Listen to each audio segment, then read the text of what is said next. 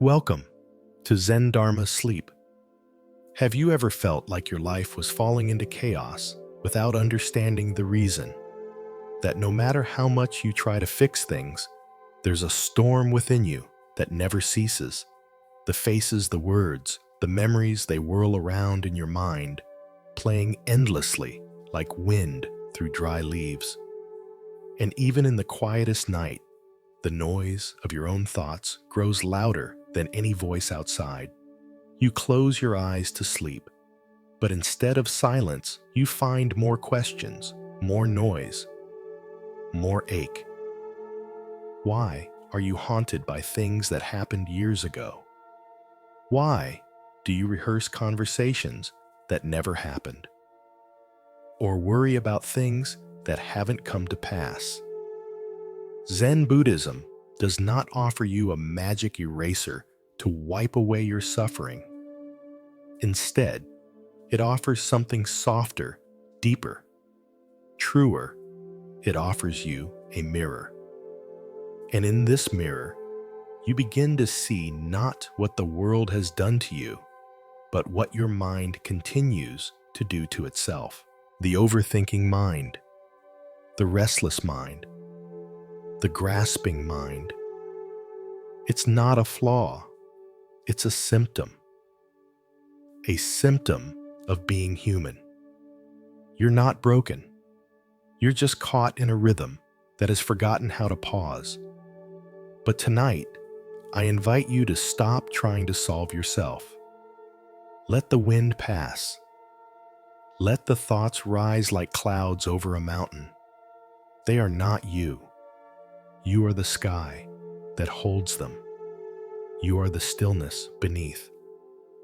The first plane of existence we begin with is not in the heavens, nor in the depths. It is here, right where you are, the human realm. But before we go, there we must first understand why the mind never rests. The answer is not only psychological, it's existential. In Buddhism, the mind is seen as a field alive, fertile, always in motion. Thoughts are seeds, emotions are weather. Karma is the wind that carries it all. Your overthinking is not random. It is the echo of causes set in motion long before you knew their names. The worries that visit you again and again, they come from seeds planted by experience, perception, and memory. They rise from the soil of attachment. But what are you attached to? Perhaps it's safety, or certainty, or approval. Perhaps it's the image of who you think you must be. The mind clings, not because it is evil or foolish, but because it is scared. It wants to protect you. So it rehearses, repeats, rewinds, hoping to prepare you for whatever might go wrong. But in doing so, it forgets to live. Like a guard who never sleeps, the mind becomes exhausted from its own vigilance. And still, it doesn't know how to stop. But here is a truth. The Zen masters whisper, the mind does not need to be conquered. It needs to be held, gently, quietly, patiently. When a child cries, you don't yell at her to stop. You hold her, you breathe with her, and slowly her sobs soften. Your mind is the same. And in Zen, we begin with that kind of holding, not controlling, not fixing, just presence. The breath is your ally in this. It's not just air, it's an anchor. As you breathe in, you return to this moment. As you breathe out, you let go of the moment before. This is the beginning of stillness. This is the entrance into the now. And from here, the journey through the planes of existence begins not as an escape, but as a return. Each realm you'll explore is not out there. It is within you. And the first step is noticing. Noticing how restless your thoughts are, how loud your fear becomes when all else is quiet, how quickly you chase what's pleasant and run from what's painful. This noticing is mindfulness. And mindfulness is not a task, it is a way of being. Like sitting at the riverbank watching the water go by. You don't jump in. You don't chase the current. You watch. And in that watching, something strange happens. The river slows. The noise quiets. The storm begins to forget its own name. You are no longer trapped in the thought. You are the one who sees the thought. And that seeing is the beginning of freedom. Overthinking thrives in resistance. The more you try not to think, the louder your mind screams. But when you observe gently, without judgment, you create space. And in space, there is peace. Imagine holding a snow globe that has been shaken. At first, the flakes swirl in chaos. But if you set it down and wait, everything settles. Your mind is like that. Don't shake it. Don't scold it. Just be with it. Breathe. Watch. Let it settle. This is not theory. It is practice. And practice is not performance. There's no score. No right way. Just presence. Just now. Just breath. So if your thoughts still chatter, that's okay. Don't try to silence them. Let them speak. But don't follow them. Don't argue. Just smile and stay. The mind never rests because it thinks it must be doing something to be safe. But safety does not come from control. It comes from surrender. Not the kind of surrender that gives up, but the kind that lays down the sword. That opens the palm. That says, I don't have to fix this right now. In this space, healing begins. You don't push your pain away.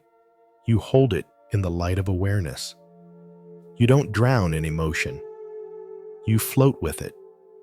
Let it rise. Let it fall. Like the breath. Like the tide. Like everything. The path of Zen is not a path of escape. It's a path of returning again and again to this breath, this moment, this life. You don't have to figure it all out tonight. You just have to be here. And in this being, something ancient begins to awaken. A quiet knowing. A whisper of peace. You were never broken. Just tired. And now, you may rest. You carry so much, don't you? All the memories, all the unfinished conversations, all the silent guilt and quiet wishes. They pile up in corners of the mind like unread letters, each one whispering, "Remember me." But what if some of them are not even yours? What if you're feeling things that were passed to you? What if your sadness has roots in a sorrow that began long before you? In Buddhism, this is karma, not a punishment, not a reward, but a rhythm. Karma is the invisible current that moves through lifetimes, shaping tendencies, shaping fears, shaping the exact way your mind loops when the night grows quiet. You might ask, why do I always fall into this kind of thinking? Why do I react this way? Why does this feeling never leave? The Buddhist answer is gentle but firm, because a seed was planted and it was watered. Maybe not by you. Maybe not in this life. But it grew, and now it lives in your mind as a habit, as a reflex, as a voice that whispers fear, even in moments of calm. And yet you are not doomed by it. Karma is movement, not a cage. What was set in motion can be altered, softened, dissolved, not through force, but through awareness. To understand your restlessness is to begin softening it. So let's look closer. Let's see how karma weaves itself into your day. The thought that tells you you're not enough. Where did that come from? Is it truly yours? Or was it a seed sown by a parent's unmet pain, by a society's expectations, by generations of fear passed from voice to voice? You do not have to blame. You only have to see. And in seeing, you become free. Karma is not a verdict. It is a lesson. And the lesson begins when you stop asking, "Why me?" and begin asking, "What now?" What can you do with this mind that wakes you at midnight with thoughts you never asked for? You can sit with it. You can hold it. You can breathe through it. Every time you notice a thought without judgment, you are shifting karma. Every time you let go of blame, you are shifting karma. Every time you choose kindness instead of anger, even silently, you are shifting karma. And slowly, the tide turns. Slowly, the old grooves lose their grip. But it is not fast. It is not dramatic. It is soft, like water wearing down stone, like wind shaping sand. This is how karma heals, not through great leaps, but through small, constant movements of awareness. You are not who you were yesterday. You are not who you will be tomorrow. You are the breath in this moment. And in this moment, everything can shift. Overthinking, too, is a kind of karma. The habit of spinning stories, analyzing, preparing, fearing it, was learned. Maybe it kept you safe once. Maybe it gave you the illusion of control. But now, it exhausts you. And it's okay to admit that. It's okay to say, "This thinking is not helping me anymore." In Zen, we don't fight thoughts. We bow to them.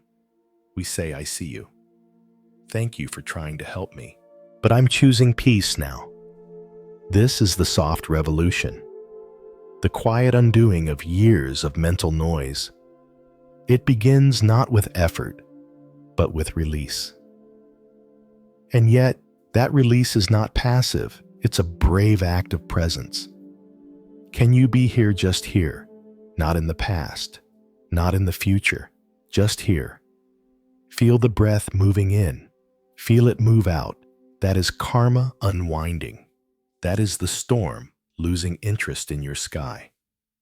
Your restlessness is not your fault, but your peace. Your peace is your responsibility, not in a heavy way, not in a pressured way, but in a sacred way. You are the only one who can be with your mind in the way it longs for. The only one who can walk with your fears and not run. Others may comfort you. Others may guide you. But only you can sit at the edge of your thoughts and say, "I will not abandon you." This too is karma. The healing of generations begins in the moment one person chooses to stop running. And that person is you. Not later. Not when you're perfect. Now. In your mess. In your questions. In your ache. Karma doesn't wait for you to be enlightened to begin changing. It changes the moment you become aware. So what do you notice now?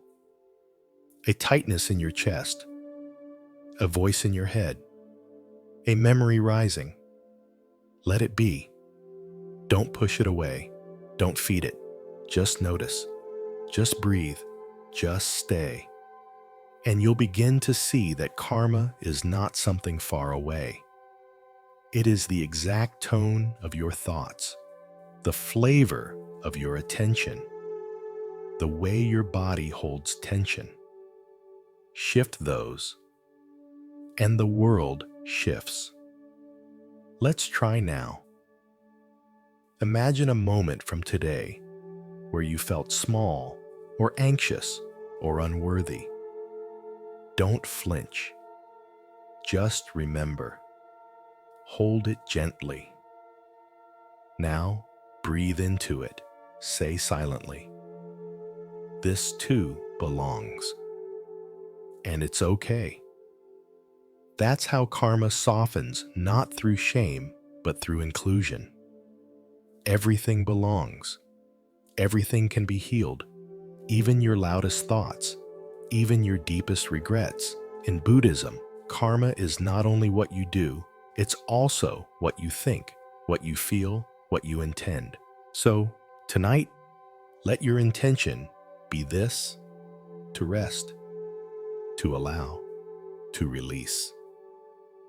You don't have to fix your mind. You just have to return to it like a friend you've ignored too long.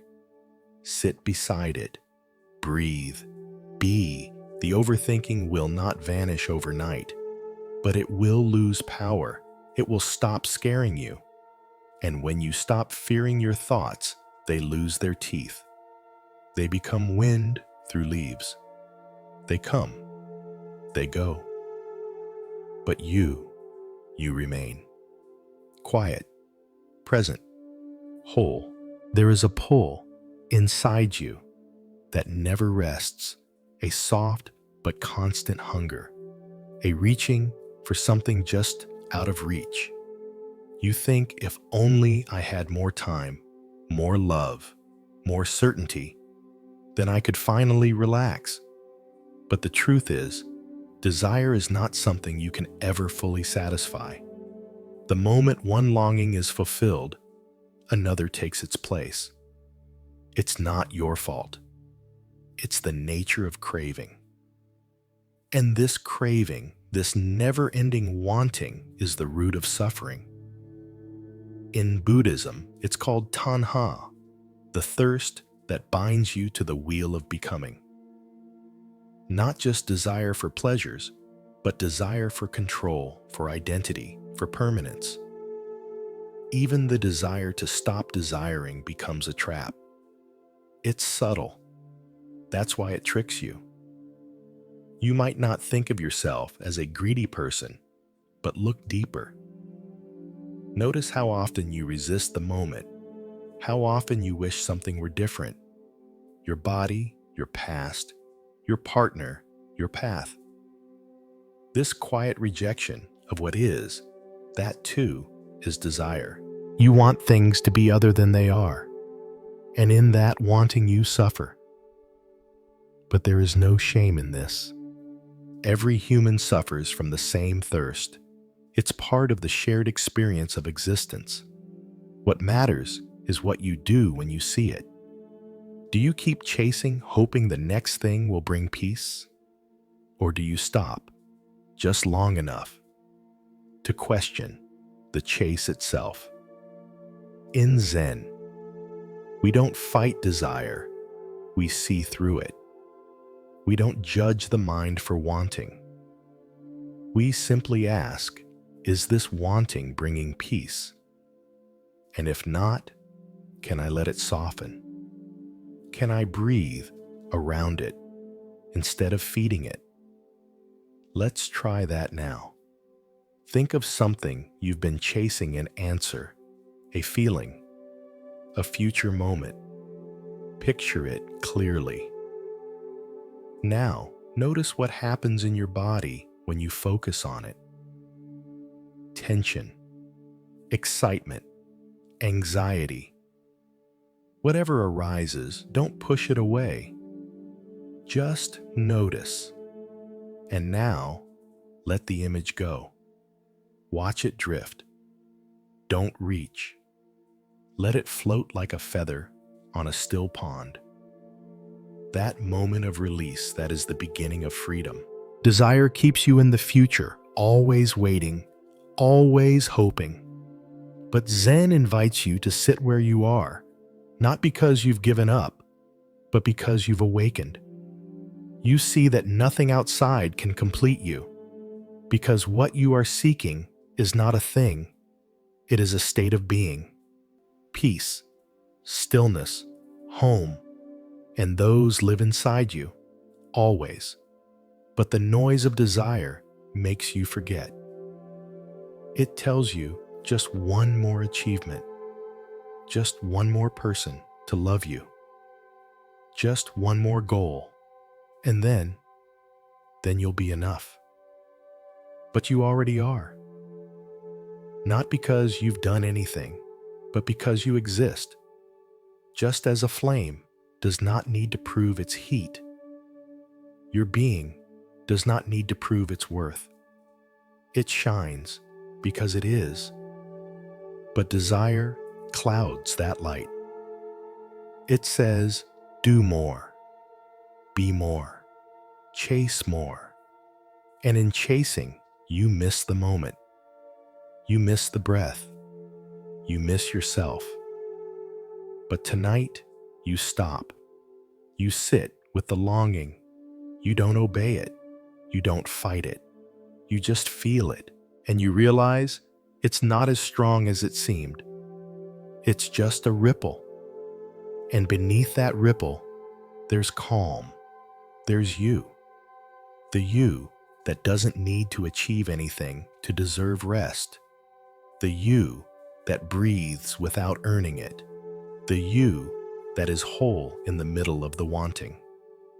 This is the Zen path, not the path of suppression, not the path of indulgence, but the path of seeing clearly, feeling deeply, choosing wisely.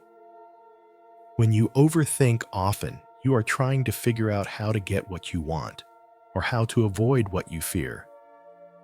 But what if instead you asked, can I just be here in this wanting without needing to fix it?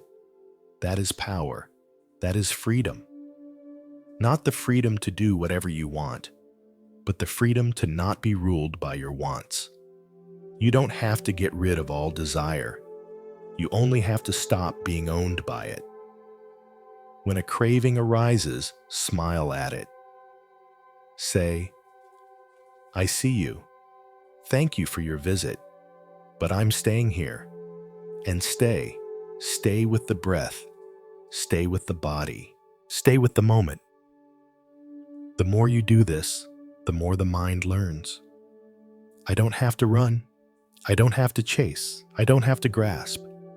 And slowly, the thirst becomes a whisper, and then a silence.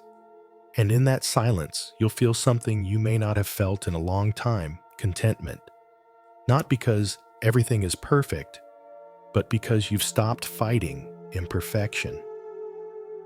You've stopped believing the lie that happiness is always elsewhere. It's here. It's now. It's breath. It's being. It's you. When desire loses its grip, the heart opens. And in that opening, love flows. Not the love that clings, but the love that sees.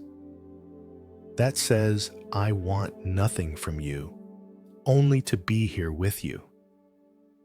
That is the love of awareness, the love of presence, the love of Zen. And that is where rest begins. Not in having it all, but in needing nothing to feel whole.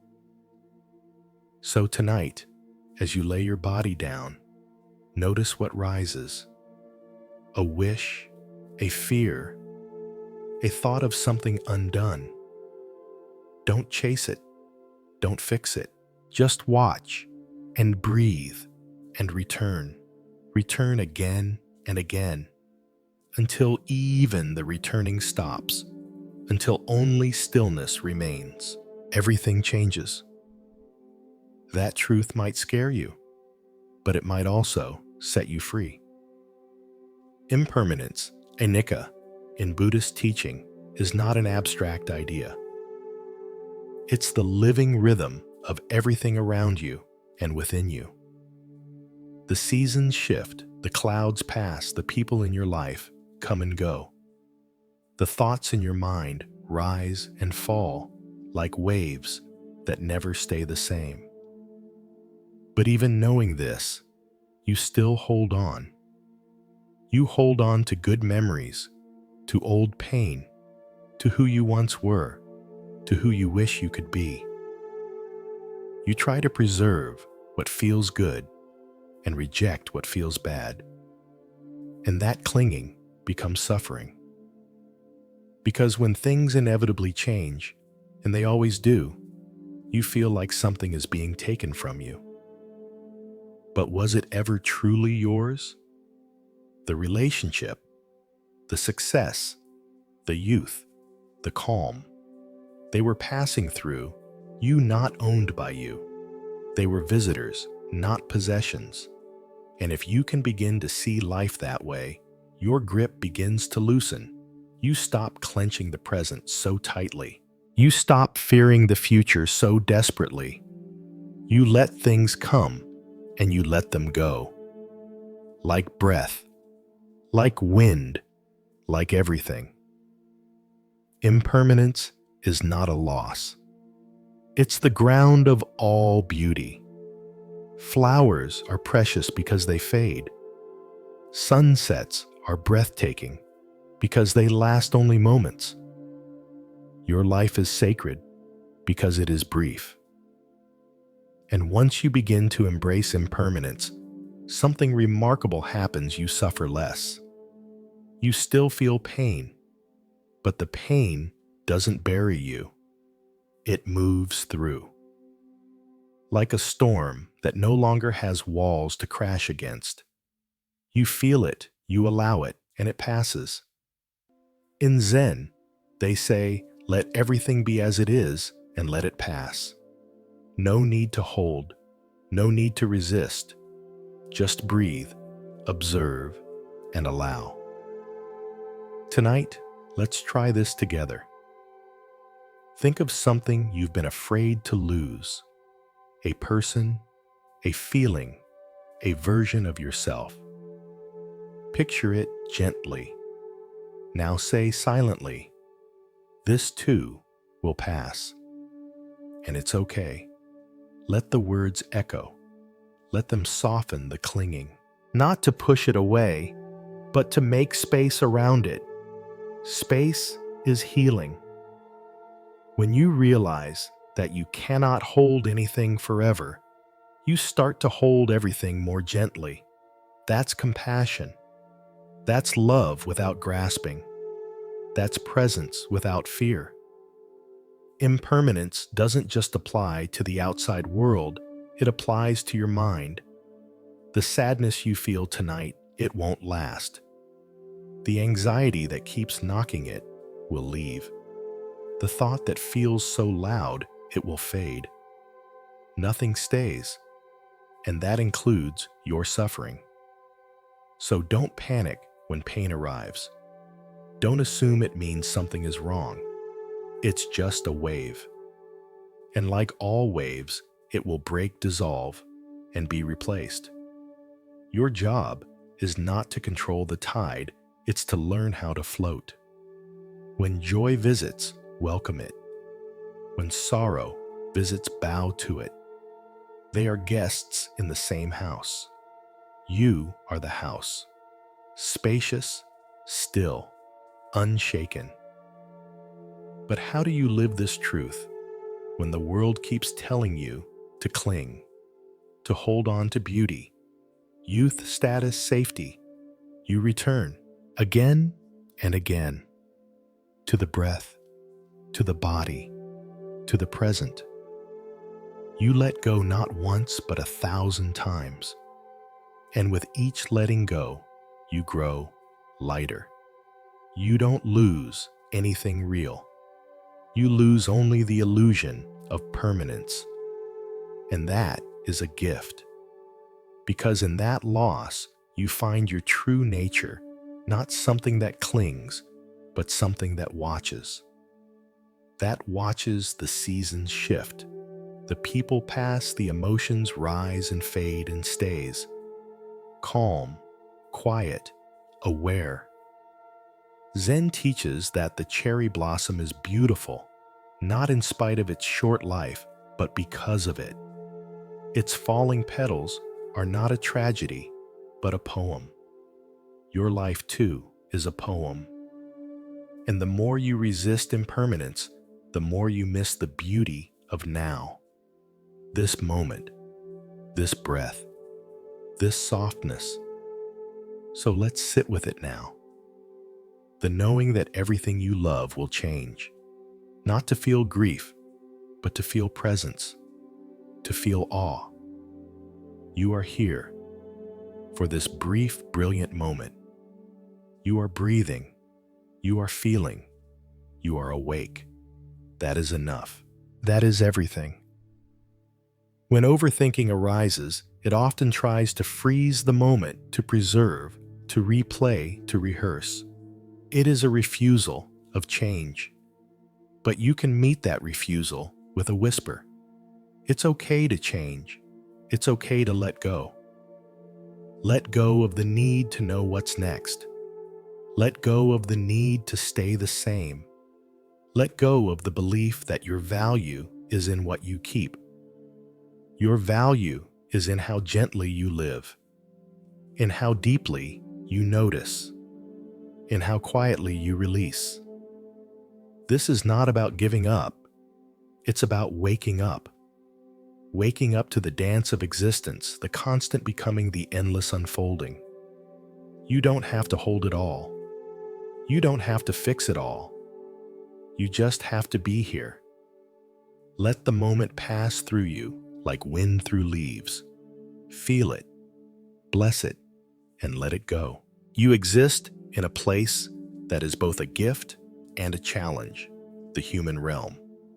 In the teachings of Buddhism, this is the middle ground, a plane not drowned in suffering nor lost in bliss. And that is why it's so precious. You are not trapped in blind craving like the hungry ghosts. You are not consumed by anger like the beings in hell. You are not distracted by indulgent joy like the heavenly divas. You live where all things touch pain, and joy darkness, and light ignorance, and awakening. And that makes this realm the rarest, the most balanced, the most sacred of all. Yet you often forget. You spend your days wishing you were somewhere else, wishing you had more or less, or something different entirely. You long for the past. You worry about the future. But the human plane is the only one where you can choose, where you can look at your thoughts and say, I don't have to believe you, where you can suffer and still awaken, where your pain can be your teacher, not your prison. Most beings in other realms cannot even hear the Dharma. Their minds are either too lost in pleasure or too bound by agony. But you can hear. You can reflect. You can breathe and shift. That is a profound freedom. Don't waste it. The human realm is marked by something unique, awareness of mortality. You know you will die, and that knowing creates both fear and urgency. It makes you reach, grasp, accumulate, but it also gives you the chance to awaken, to live fully, to love deeply, to let go gently. You wake each day with the choice to remember what matters, to come back to your breath, your body, your truth. That's the gift. But the challenge is just as real. This realm is filled with distraction. You are pulled in every direction by screens, by noise, by ambition, by fear. You overthink not because you are broken, but because this world teaches you to live in your head. to analyze, to worry, to strive. But you can unlearn that. You can return to simplicity. Zen is that return, not to ignorance, but to clarity. A clarity that cuts through the noise like a bell in the morning fog. It says, breathe, just breathe. You are here. Let that be enough. The human realm is where suffering becomes the doorway, where your heartbreak becomes compassion, where your confusion becomes inquiry, where your fear becomes humility. Everything that troubles you now could be the exact path to awakening if you let it be. So, instead of resisting your pain, bow to it. Ask it, what do you want me to see? What illusion are you exposing? What truth are you protecting? Most people run from their discomfort, but in Zen, we sit with it. We stay. Not because we enjoy suffering, but because we know what lies on the other side, peace, not dependent on conditions. A quiet joy that arises not from getting what you want, but from seeing clearly what is. That clarity is available to you now, in this breath, in this moment. You don't need to climb a mountain. You don't need to wait for your life to be perfect. You only need to be willing to see, to really see what is already here. The warmth of your skin, the rhythm of your breath, the sounds that surround you. This is the human realm. It is messy, it is miraculous, and it is yours. Overthinking keeps you from it. It wraps you in a fog of abstraction. But the fog lifts when you come back to what is simple. The touch of your hand, the rise of your chest, the silence beneath the noise. You don't need to figure everything out. You only need to feel this moment fully. That's enough, more than enough. This is where all the teachings converge, not in some distant heaven, but in this very life. Right here, where you are tender, confused, hopeful, and tired. Right here, where you wake in the night and wonder what it all means. Right here, where you search and fall and rise again. The human realm is not a punishment. It is a training ground, a place where the soul remembers itself not through perfection, but through presence. You don't have to become someone else. You only need to be what you already are, with honesty, with compassion, with breath. Tonight, I invite you to feel your humanness not as a flaw, but as a path. You are allowed to be tired. You are allowed to be uncertain. You are allowed to feel everything and still choose peace. This is your realm. This is your chance. Use it well and use it gently. There is a realm above the human plane that many long for without realizing it. The Diva realm, the world of celestial beings, radiant and seemingly free from suffering. In this realm, beings experience exquisite pleasure, abundance, and peace. Their bodies are luminous. Their lives are vast. Their senses delight in every moment. There is no need to work or struggle. No hunger, no disease, no conflict. To dwell here sounds like paradise. And yet, in the teachings of Buddhism, this realm holds its own subtle danger, because while divas live in beauty, they often forget to awaken. Their bliss becomes a veil, a soft, golden sleep. You may wonder how this relates to you. You are not floating in the clouds. You do not have a body made of light. But in your life, there are moments when you taste the flavor of this realm. Moments of joy, success, comfort.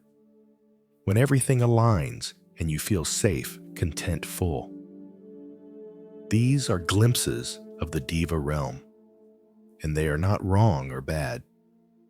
Joy is sacred. Pleasure is not a sin. But when you cling to it, when you expect it to stay, when you believe this happiness defines you, that is when suffering returns even in paradise. You begin to fear its loss. You resist change. You turn the lightness of joy into a burden of attachment. In this way, even bliss can trap you.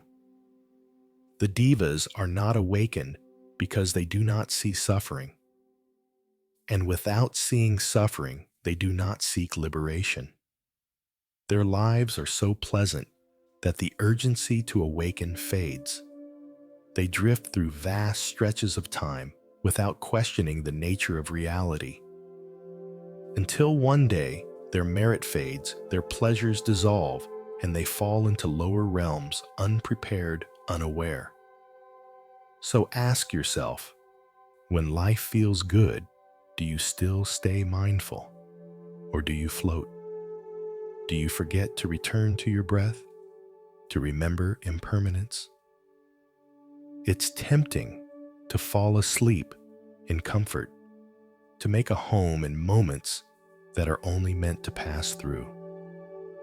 But Zen invites you to stay awake, even in joy, to smile at beauty, knowing it will fade, to love pleasure without clinging, to be grateful without possession. This is a higher form of joy, one that carries no fear, a joy that knows how to let go. Tonight, maybe you recall a time when everything felt right, when love held you, when laughter filled the room, when you looked around and wished time would stop. And maybe part of you still longs to return to that place, that feeling. But what if the memory is not there to pull you back, but to wake you up, to show you that peace is possible, not because life was perfect then, but because in that moment you were present. You weren't overthinking. You weren't running. You were simply there, fully alive. That is the true gift of the Diva realm. It shows you what's possible when suffering quiets. But you don't have to wait for external perfection to feel that again. You can create your own inner Deva space right here, right now. By breathing slowly, by softening your belly, by letting your shoulders drop, by noticing the silence between sounds, the warmth in your chest, the stillness behind your eyes. That is presence. That is radiance. That is the light of the Deva realm within you. But don't fall asleep in it. Don't make it a place to escape. Let it be a reminder, a resting place, a glimpse of the peace that arises not from what you have, but from how you see. In Zen, they speak of happy mind not as excitement, but as calm, a joy that is not loud but steady, like the quiet of a candle flame in a windless room. Let that be your Diva light, a joy not dependent on praise, on things, on others. A joy born of simply being, of breathing, of allowing, of knowing this moment is enough. You don't need eternal sunshine. You only need to notice the light where you are. And when it dims, you don't chase it. You bow, you breathe, you wait, because light always returns. The Diva realm teaches this truth. Joy is beautiful, but it too is impermanent. And when you remember that you stop fearing its end, you start living fully. You dance with the moment, not against it. So tonight, if your heart feels light, if peace begins to rise, let it, but don't grip it. Don't demand it stays. Welcome it like a bird, landing on your hand, softly, gently, with no cage. And when it flies, smile. You were blessed. You were awake. That is enough. Now, we descend gently from the shining stillness of the Diva realm into a place that may feel oddly familiar, the Asura realm, the world of jealous gods. This is not a realm of physical pain, nor one of total pleasure, but a realm driven by comparison, by ambition, by restlessness disguised as strength. The beings here are powerful, radiant, gifted, but their hearts are consumed with envy. They live near the Divas, see their brilliance, their joy, their calm, and feel in the shadows of their minds, why not me? Their peace is shattered by comparison. Their pride is pierced by someone else's success. Their joy is conditional on being better, being more, being seen. And you, in your human life, have known this realm. Every time you scroll through someone else's perfect moment and feel a sting of insufficiency, every time someone else's praise feels like your silence, every time you work, not from purpose, but from the fear of falling behind. That's the Asura realm rising in you. And the more you listen to it, the more it grows. It tells you, compete, outperform, prove yourself. It says, be the smartest, the most enlightened, the most admired. It pretends to be noble, but its root is fear. Fear of being less, fear of being forgotten. And fear, when it hides beneath strength, becomes poison. The Asura realm is full of beings who win battles but lose peace, who gain power but lose stillness, who speak with confidence but tremble inside. You may succeed in this realm, but you never rest, because someone else is always ahead, or younger, or richer, or freer. That endless ladder has no top, and climbing it only makes you forget why you were climbing in the first place. So tonight, I invite you to step off, to look around, to see that the ladder is built from illusion. There is no top. There is only now. Overthinking thrives in the Asura. Mind it spins in cycles of comparison, of what if, of I should be more. But Zen offers another path, not the path of proving, but the path of pausing. Not the path of rising higher, but of sinking deeper. Not deeper into competition, but into presence. Can you feel your breath again? That's yours. No one can take it. Can you sense your body lying still? That's yours too. No one is ahead of you in this moment. No one is winning more than you right now. Because this stillness, this awareness, it's not a race. It's a return. In the Asura realm, the mind is loud. The heart is tight. But when you watch that tension gently, when you say, here is that need to prove again, something loosens. You don't have to fight the Asura in you. You only have to recognize it. Say to it softly, I see your pain, but I choose peace. Peace is not passive. It is powerful. It's the power to walk away from battles that do not matter. The strength to say, I am enough, even if no one sees it. That's the true nobility. That's the quiet royalty of the mindful soul. Zen doesn't ask you to suppress your fire. It asks you to redirect it. Let your passion flow into presence. Let your drive become devotion, not to competition, but to clarity. What if your life was not about being the best, but being true? What if you could lay down the armor and feel the breeze again? Your worth is not measured in likes, in titles, in accolades. It is measured in how deeply you can be with what is, with this breath, with this heart, with this moment. The Asura realm is not evil. It is simply tired of fighting for a place it already has. So tonight, if you feel that tightness, that pressure, that inner race, stop. Sit, breathe. You are not behind. You are not losing. You are just human, and that is more than enough. Let your shoulders drop. Let your jaw soften. Let the battle go. There is nothing to prove here. Only something to remember. You are already whole, already here, already free.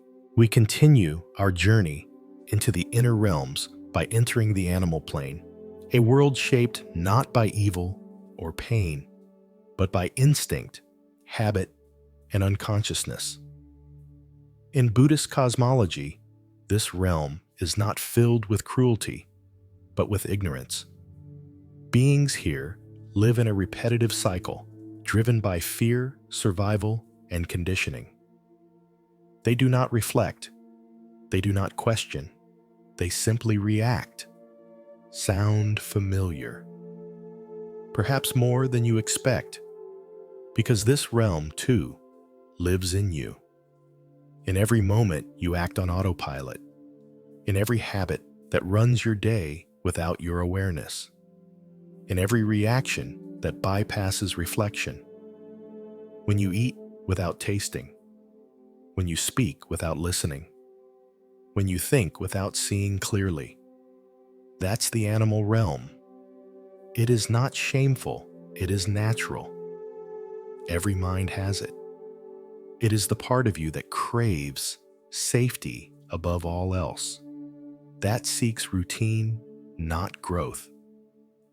That avoids discomfort, even if it means staying asleep. And the more stressful your life becomes, the more this realm takes over. You become reactive, defensive, numb. You stop asking, "Is this true?" and begin simply obeying whatever your mind shouts loudest. In Zen, they call this the sleepwalker, the one who moves, speaks, functions, but is not fully present. You go through your day as if underwater, not awake, but drifting. And then you wonder why you feel empty, even when nothing is wrong. That's the animal plane whispering. It says, stay small, stay hidden, stay safe. But safety without awareness becomes a cage. You lose the freedom to choose, to evolve, to see. Overthinking seems like the opposite of this realm, but in truth, it's deeply connected. Because overthinking is also a habit, a patterned response, a mental reflex rooted in fear. The thoughts come not from wisdom, but from conditioning.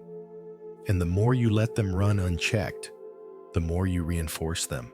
Like a trail walked so many times, it becomes the only path you remember. But you can wake up slowly, gently, by beginning to notice. When do you go numb? When do you repeat instead of reflect?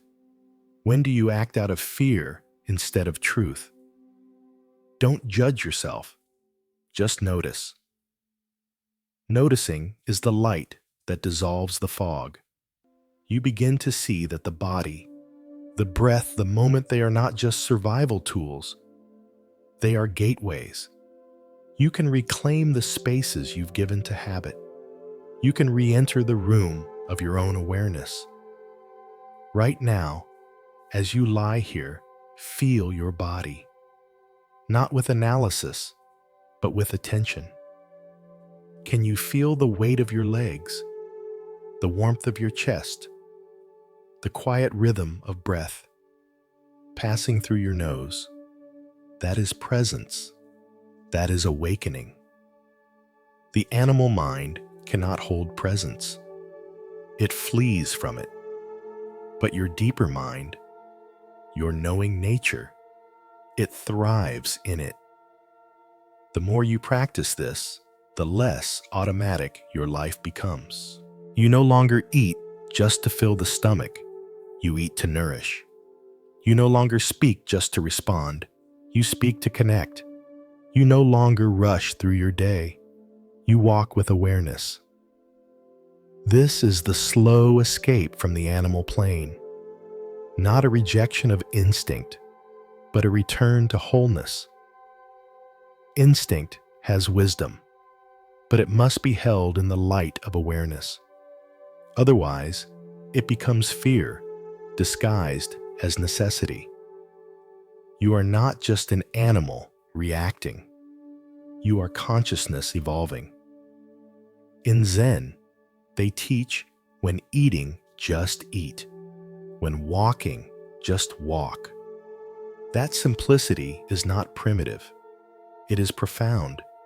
It takes great presence to do one thing with your whole being. And that is your practice. To be here completely, even in the ordinary, especially in the ordinary. So tonight, if your mind tries to drift into patterns, into old stories, old loops, bring it back. Not with force, but with love. Say, "Here I am," and feel what is here. The breath, the bed, the warmth, the stillness, the simplicity. Let that be enough. Let that be your doorway out of the unconscious. Every moment of awareness is a step out of the animal plane. Every breath taken with presence is a break in the chain of habit. You don't have to fight your instincts. You only have to notice them and choose differently, gently, slowly, with compassion. Because the path out is not a leap. It is a return. One breath at a time. Oh. Now we enter the hungry ghost realm, a place not of physical torment, but of endless longing. Beings in this realm are trapped in an existence defined by insatiable craving. Their stomachs are vast, but their throats are narrow. No matter how much they try to consume food, love, comfort, validation, they are never full. Always reaching, always aching, always just a breath away from satisfaction, yet never touching it. And while this may sound distant, abstract, or mythic, it is much closer than you think. Because the hungry ghost realm lives in every moment you say, just one more bite, one more scroll, one more hour, one more word of praise. It is in every time you try to fill an inner emptiness with something outside you. That gnawing feeling of not enough time, not enough attention, not enough security, not enough love. That's the whisper of this realm, and the more you try to silence it with noise, with pleasure, with distraction, the louder it becomes. Because no matter how much you feed it, it is not hunger of the body, it is hunger of the heart. The ghost inside you doesn't need more things. It needs more presence. It needs your awareness, not your avoidance. In Buddhism, this realm is not condemned, it's understood. These beings suffer not because they are greedy, but because they are lost in confusion. They believe they are starving, but they do not know how to digest what they already have. And you too may have so much, yet still feel empty. A life full of people, achievements, and comforts, and still the hunger lingers. Why? Because craving cannot be cured by consumption. It can only be dissolved by insight. The insight that what you seek is not outside of you. The love you chase, the peace you long for, the safety you build your life around it, all begins with how you meet yourself. The hungry ghost in you is not bad. It is wounded. It is a younger version of you that was told somehow, somewhere that you are not whole, that love must be earned, that peace must be deserved. And so you began to collect attention, success, control.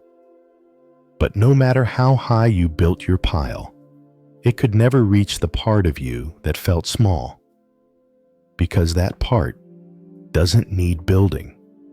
It needs seeing. It needs holding. It needs you. So tonight, I invite you to look inward, not to fix, not to shame, but to notice. Where do you feel hunger in your heart? What part of you whispers, "If only I had"? Don't resist it. Don't feed it. Just be with it, like sitting beside a child crying in the night. You don't scold. You don't distract. You stay. You breathe. You offer presence. That is healing. That is how the ghost begins to dissolve, not from force, but from love.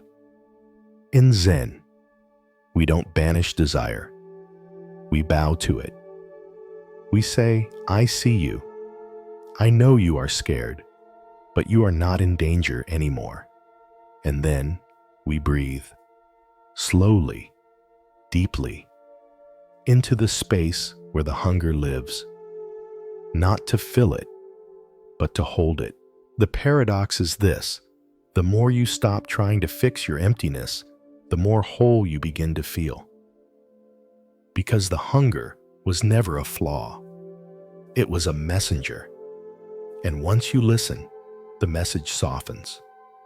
The grasping slows. The space opens. And in that space, there is peace. A peace not dependent on having more, but on needing less. Not because you force yourself to be content, but because you remember who you are without the craving. You are not a ghost. You are not a hunger. You are awareness. Still, steady, spacious. The hunger will visit again. That's natural. But now you'll greet it with new eyes. You'll say, "I don't need to chase you. I can sit with you." And then you sit and breathe and stay until the ache becomes a ripple, until the ripple becomes silence, until the silence becomes enough.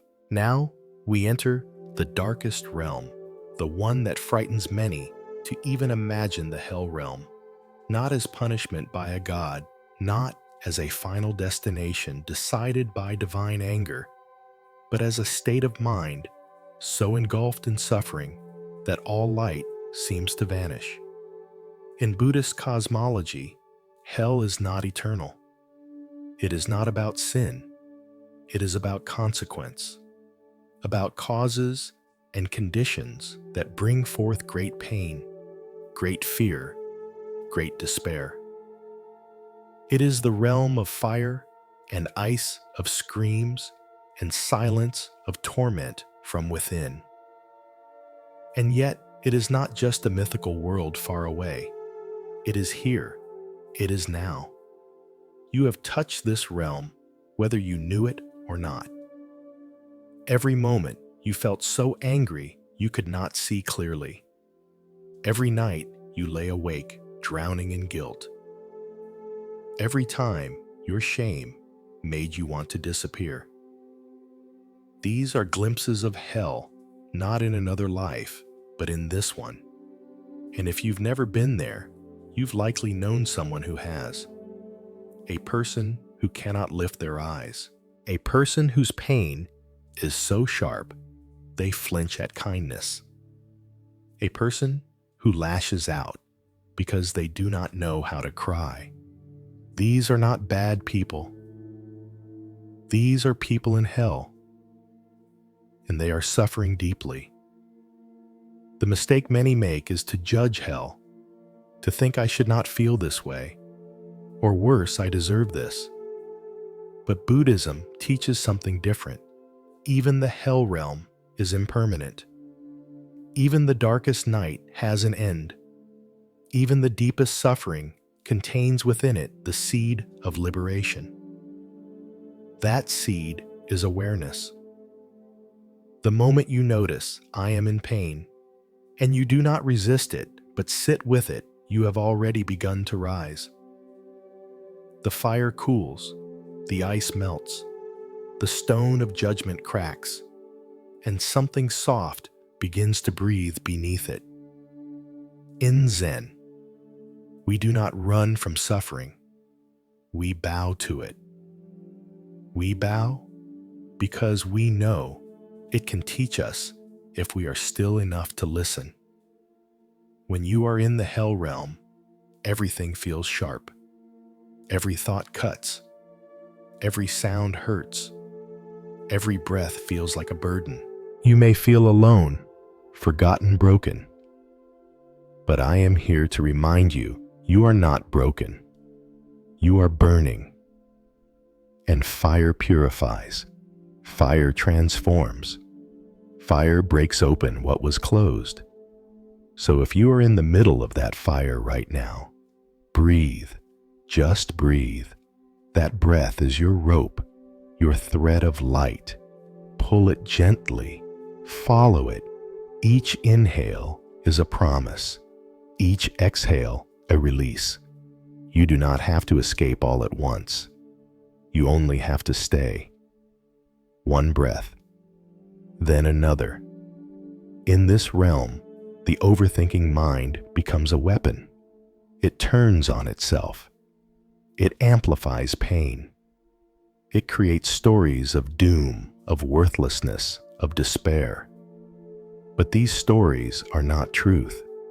They are echoes, echoes of old wounds, of unhealed hurt, of unspoken fear. The first step is to see them as stories, not prophecies, not verdicts, just patterns. Patterns you can observe, patterns you can breathe through. Imagine your thoughts as flames. You don't need to extinguish them. Just stop feeding them. Let them burn out on their own. Watch them. Don't touch. Don't run. Don't fight. Just witness. This is the power of awareness. It is the cool cave in the middle of the fire. It is the clear lake beneath the lava. It is the part of you that cannot be burned. Even in hell, that part remains. Even in pain, that awareness watches without judgment. That awareness is who you are beneath the suffering. It does not need to be saved. It is already free. And when you remember that something shifts, you are no longer the prisoner. You are the observer. And the observer is always safe, always still, always whole. Hell also arises when we carry the weight of guilt, when we believe we cannot be forgiven, that we have failed too deeply, hurt too many. But in the Buddhist path, there is no permanent stain. Karma is real, yes. Actions have consequences, but awareness transforms karma. Regret, seen clearly, becomes resolve. Pain met with compassion becomes wisdom. You are allowed to grow. You are allowed to begin again and again. In the hell realm, there is often no one to blame but yourself, and that is the cruelest part. But here is what Zen says: blame is a fire that never warms. Let it go. Not because you did nothing wrong, but because you cannot heal while burning. Your suffering does not make you more spiritual. Your punishment is not your path. Your path is presence, kindness, breathing, returning. You may feel like you've lost your way, but in truth, you are just beginning. From the deepest pain comes the deepest opening. The lotus grows in mud, not in spite of it, but because of it. Your mud is sacred, your darkness fertile. Let it bloom. Let yourself rest. Even if the pain is still here, rest with it. Hold it. Don't ask it to leave. Just ask it to be seen, to be heard, to be allowed. That is enough. And slowly it will soften. The screams will become whispers. The fire will become light. The silence will become song. And you will rise, not because the hell disappeared, but because you remembered it is not your home. It was never meant to be. It was a place you visited, a place that shaped you, a place that taught you how to hold your own suffering with tenderness. And now you walk forward, with ash in your lungs, with light in your chest, with peace not born from avoiding pain, but from walking through it. That is the Zen way. That is the path of those who do not fear the fire, but transform it. You have now walked through 6 realms: the celestial, the wrathful, the instinctive, the longing, the suffering, and the middle path of humanity. But the truth is, you haven't left any of them behind, because they were never separate places. They were states of mind, inner landscapes, reflections. All of them exist within you, arising and fading, not over lifetimes, but over hours. One moment, you're gentle and luminous like the devas.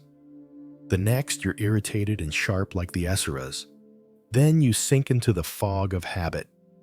Then hunger, then despair, and back again into clarity. These aren't mythic places scattered across the cosmos. They are here, alive in your breath, in your thoughts, in your reactions. You've lived them all today, maybe in just one afternoon. And maybe that's what tires you the most. Not just what you do, but the emotional travel you make without even knowing it. That inner movement, those unseen flights from light to dark and back, are the true terrain of samsara, the endless cycle of birth and death. Not in the outer world, but in your moment-to-moment experience. One identity dies, another is born. One thought passes, another rises. One emotion fades, another takes its place. You are not just living in a world, you are living in realms. And every realm reflects a choice, not always conscious, not always easy, but always present. That is why awareness is so precious. Because the more aware you are, the more choice you regain. The more you notice the realm you're in, the less trapped you are by it. And slowly, gently, you begin to shift from being the actor to being the witness. The watcher of realms. The one who travels but does not become lost. The one who feels sorrow but does not sink. The one who sees joy but does not cling. That watcher is your knowing nature, your Zen mind, your Buddha self. It does not deny the realms. It embraces them without becoming them. It watches the drama unfold without adding fuel to the fire. and in that watching you reclaim your freedom. So tonight, let's turn inward and notice, where are you right now? Which realm do you find yourself in? Are you chasing pleasure, battling for worth, reacting on impulse, reaching for what you lack, drowning in guilt? Or maybe you're resting, quiet, human, still. It doesn't matter where you are. It only matters that you see, that you don't rush to escape or shame or fix. Just see, just breathe, and let the seeing soften everything. In Buddhism, to recognize all 6 realms inside you is a form of awakening. Because most people live their entire lives reacting, never knowing why they feel, what they feel, never noticing the realm they're living from. But you are noticing now. You are aware. That changes everything. When you see the animal mind taking over, you pause. When you feel the hungry ghost reaching, you breathe. When you hear the inner judge roaring like a hell being, you listen, but don't obey. You stay. You watch. You wait. And the realm begins to dissolve. Slowly. Not all at once, but like mist lifting in the morning sun. Awareness is that sun. It doesn't argue. It doesn't punish. It simply shines. And whatever it touches, it transforms. You've been taught to believe you need to escape suffering to be free. But Zen teaches that you become free the moment you stop running. When you sit with whatever is present without flinching, without chasing you, become the still point in the center of all realms, the ground that doesn't move. And the beauty is you can do this anywhere. In a crowded room, in a restless mind, in a tender moment before sleep. You don't need a temple. You don't need a mantra. You only need breath, awareness, willingness. That is your altar. That is your path. Every realm within you can become a teacher. Anger can teach you about boundaries. Craving can teach you about your wounds. Habit can teach you about your unconscious stories. Even suffering, when seen clearly, becomes a gateway, a bridge, not a wall. The more you observe, the more you realize you are not at the mercy of these realms. You are the space they move through, the sky they appear in. They come, they go, but you remain, awake, watching, whole. So now I ask you not to fight your inner worlds, but to meet them. With kindness, with curiosity, with breath. Say to yourself, I see this realm. I feel it. I do not need to be afraid of it, because fear feeds the realm, but presence dissolves it. The more you return to this presence, the less control these realms have over you. You don't need to reject them. You only need to see them. And seeing, truly seeing, is what begins the liberation. You are not bound to the hungry ghost realm forever. You are not condemned to live in the fire of guilt or the fog of instinct. You are here. You are now. And now is always new. No matter where you've been, no matter what you felt today, you can begin again. With this breath, this moment, this heartbeat, let that be enough. Let that be your doorway. Tonight, as you lie in stillness, feel how many realms rise and pass through you. A thought comes, a feeling stirs, a memory returns. Each one a realm, each one a mirror. Let them pass. You do not need to follow. You only need to remain. Soft, present, awake. And when you do, something subtle awakens with you. A sense of inner space. A clarity that doesn't need words. A peace that doesn't depend on circumstances. This is the peace of knowing who you are beneath it all. Not the ghost, not the animal, not the angry god, not even the joy-chasing diva, but the one who watches it all, who breathes with the rise and fall of every realm. That one is free. That one is home. Now, with the 6 realms within you gently revealed, we take our first quiet step into a higher plane of existence, the form realm. This is the realm of stillness with structure of serenity infused with shape. It is not as dense as the world you see and touch, but it is not yet formless either. It holds form, but that form is light fluid refined. In Buddhist teachings, beings in this realm have transcended the raw craving and aversion of the lower planes. They are no longer bound by coarse desire, nor driven by habitual fear. Instead, they dwell in subtle absorption, deep meditation, long, unwavering peace. But you do not need to die to taste this realm. You can enter it through the stillness you carry inside, the space between thoughts, the quiet that grows when you are fully present, not reaching, not resisting, just being. Right now, as you listen, you are already nearing its gates. Notice how the breath flows in and out without demand. Notice how the thoughts slow down, not because you force them to, but because you finally stop chasing. This is the nature of the form realm. It arises when you release the mind's urgency and rest into the natural rhythm of now. Here, there is no need to fix anything, no desire to achieve, only presence, spacious and clear. The beings in the form realm meditate for ages without moving. They are content without striving.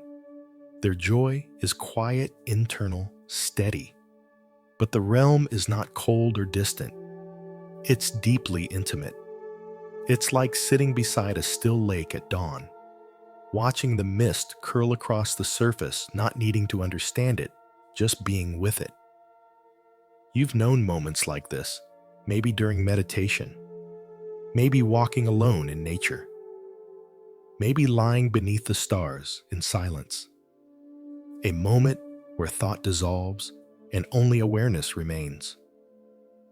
These are glimpses of the form realm in your own life. And when you recognize them, you can return to them more easily. You begin to build a bridge. You begin to live less from reaction and more from reflection, less from tension, more from tenderness.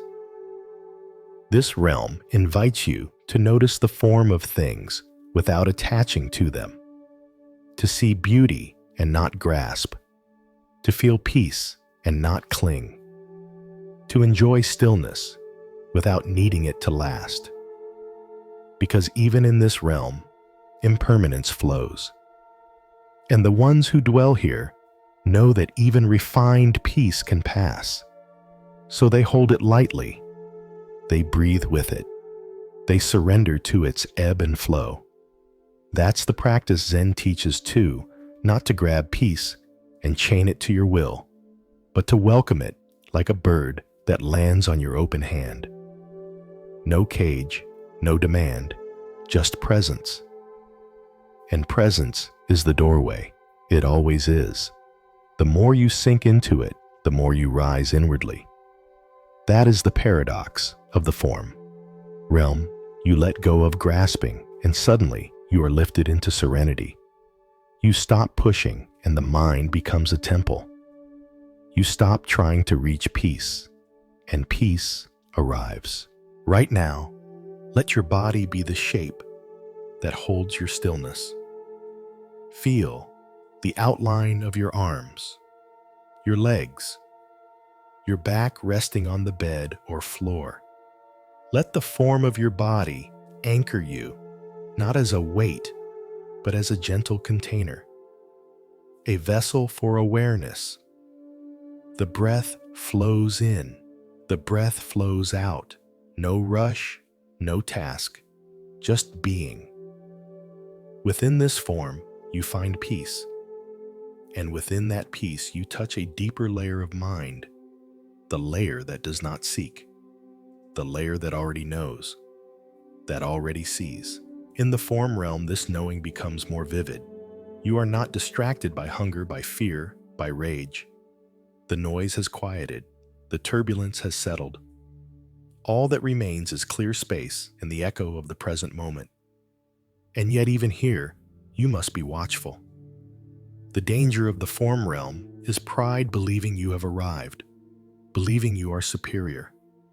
But Zen reminds you gently, the one who believes he has arrived is already lost. Because the true path has no end.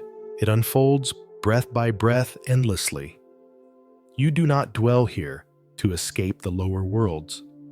You visit to remember how still you can be, how quiet your mind can become, how vast your awareness truly is. And then you return, carrying that peace with you, not clinging to it, but offering it, living it, being it. So when someone angers you tomorrow, you breathe. When a craving rises, you observe. When sadness calls your name, you listen without drowning. That is how the form realm transforms you, not by lifting you away from life, but by preparing you to meet it differently. With softness, with stillness, with space, and perhaps most importantly, without fear. Because you've seen what lies beneath all thought, all form, all emotion. Peace. Not a reward, not a prize, but your nature. Always waiting, always here. So tonight, as you lie still, feel the quiet weight of your body. Let it become the sacred shape of your meditation. Let your breath be the rhythm of your temple. Let your mind rest, not because it must, but because it can. You are not broken. You are not lost. You are just arriving in a deeper part of yourself, a part that has always been waiting for you to be still enough to enter. Welcome home, beyond the quiet stillness of the form. Realm deeper into the subtle layers of consciousness, you begin to sense the next plane, the realm of radiant joy. Here, the peace you've touched begins to glow. It is no longer just stillness. It becomes a kind of quiet ecstasy, a deep, effortless joy that does not need a reason. That flows not from what happens to you, but from what arises within you. This joy is not loud. It does not shout or sparkle with wild laughter. It hums, like a song without words, like warmth without fire. It fills you without overflowing, and it holds you without grasping. In this realm, beings do not chase pleasure, they radiate it. From the stillness they've cultivated in the form realm, a light begins to shine. Not a physical light, but a light of heart, a purity, a calm gladness. You can feel it too. Right now, as you rest here, no one asking anything of you, no role to perform, no task to finish. Feel into the part of you that feel simply okay. Not perfect, not triumphant, but whole, just whole. That's the doorway. That's the beginning of radiant joy. This joy is not about smiling all the time. It's not about escaping pain. It's about resting so deeply in awareness that you begin to feel the natural beauty of being itself. You begin to enjoy your own presence, not because you've improved yourself, but because you've stopped judging. You stop demanding. You stop measuring. And suddenly, something lifts, and you feel light, like a leaf floating in warm air. Not because life is easy, but because your grip on it has softened. Zen speaks of this as gladness with no object. You are glad not because something happened, but because you are awake enough to notice that being is already a miracle. Your breath is a miracle. Your mind slowing, softening, that's a miracle. Your heart still beating after all it's carried, that too is a quiet miracle. And joy begins to rise from this noticing, not from adding more, but from stripping away what never belonged. Expectations, comparisons, pressure. When those fall away, what's left is you, and you as you are carry joy. Always have. You just forgot, because the noise got loud, because the hunger got deep, because the sadness felt heavier than your hands could hold. But now you are remembering. Each breath is helping you remember. The realm of radiant joy is not far. It is as close as your next exhale, but you must be gentle. You cannot rush into joy. You must walk slowly, softly, trusting that when you stop seeking it, it will begin to bloom. Joy is shy like that. It comes when it is not demanded.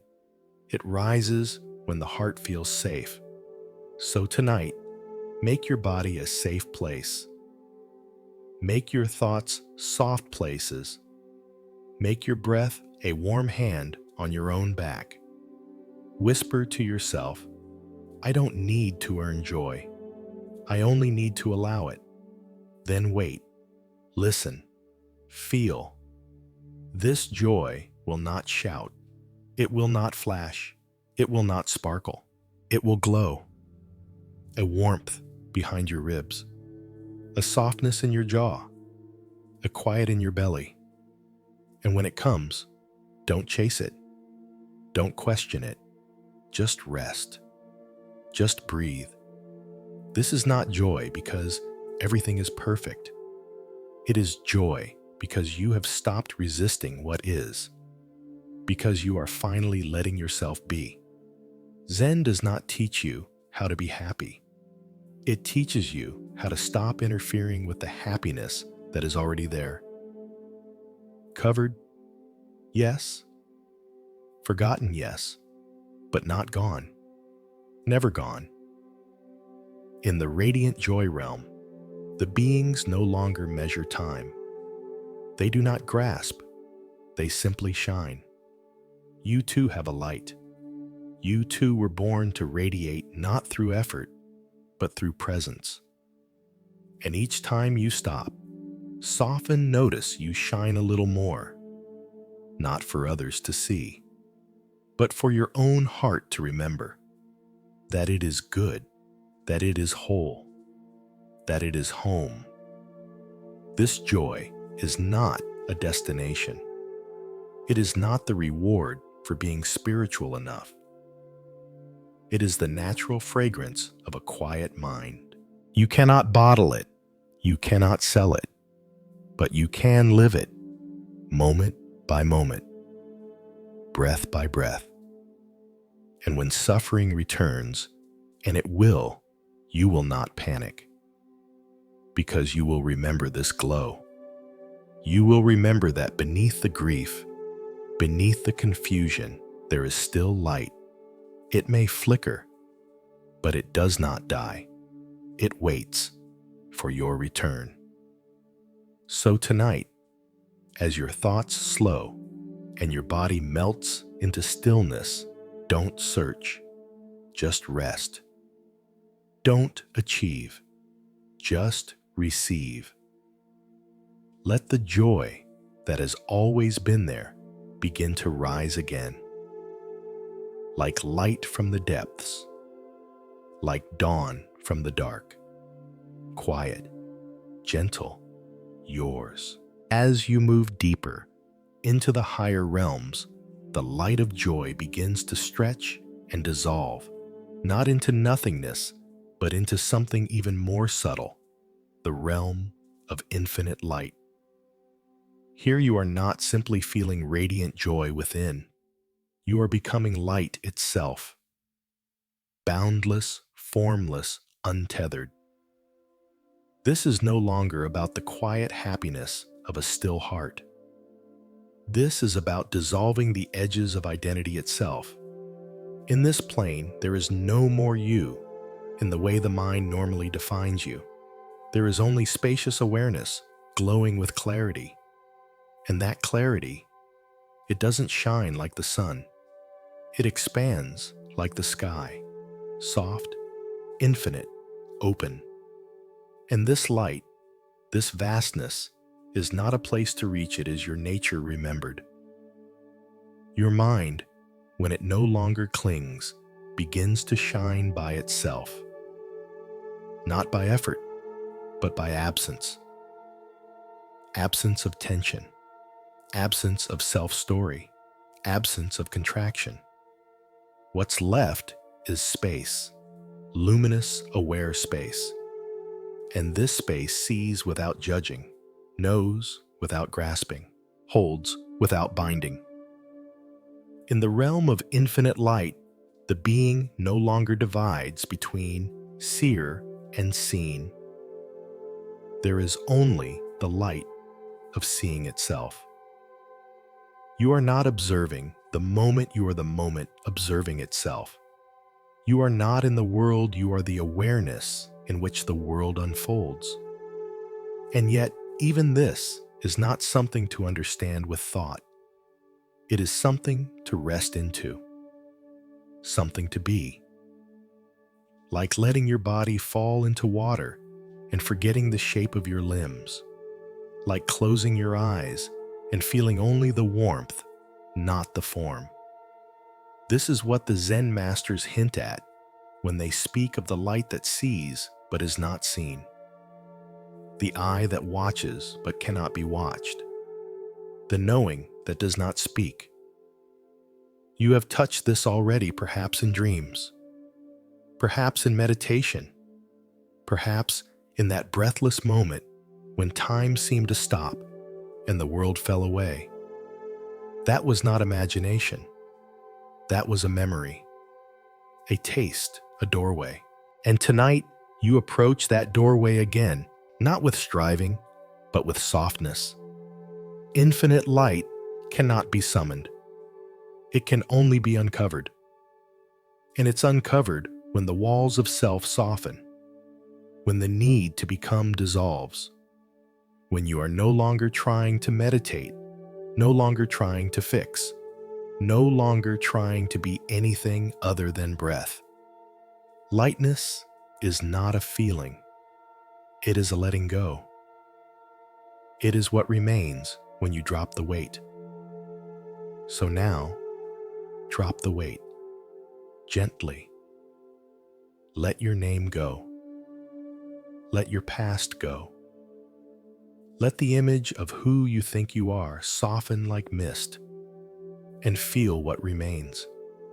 Awareness, spacious, warm, quiet, but alive, infinitely alive. That is the light. It does not shine from somewhere. It is everywhere, not in the sense of distance, but in the sense of presence. It is what your thoughts rise from and fall back into, what your breath emerges from and dissolves into. In this realm, there is no boundary between inside and outside. The division disappears. You are not looking out of eyes, you are the seeing itself. You are not hearing with ears, you are the field in which sound is born. And that field is light. Not light like brightness, but light like being. The absence of heaviness, the absence of separation. And with it comes peace, not the peace of stillness alone, but the peace of unity, of wholeness, of being beyond the need to explain. Zen calls this the great transparency. When the mirror becomes so clean, it disappears. When the watcher becomes so silent, it blends into what is watched. When self and world are no longer two. And in that unity, there is peace beyond emotion. A serenity that does not rise and fall. It just is. Right now, as you lie here, you can taste it. You don't need to climb anywhere. You don't need to empty your thoughts perfectly. Just listen beyond the words. Just feel beyond the skin. There is a soft radiance already holding you. Already being you. The more you release, the clearer it becomes. That soft light does not speak in language. It speaks in presence, in deep ease, in the sense that everything is okay, not because it's fixed, but because it's whole. Even the chaos is part of the pattern. Even your confusion is part of the clarity. Nothing is outside the light. And when you know that truly know it, fear begins to dissolve. Because fear is born from separation, from the idea that something can be taken. But how can light lose itself? How can presence go missing? It cannot. It can only be forgotten. And tonight, you are remembering, breath by breath, moment by moment. The light is not yours.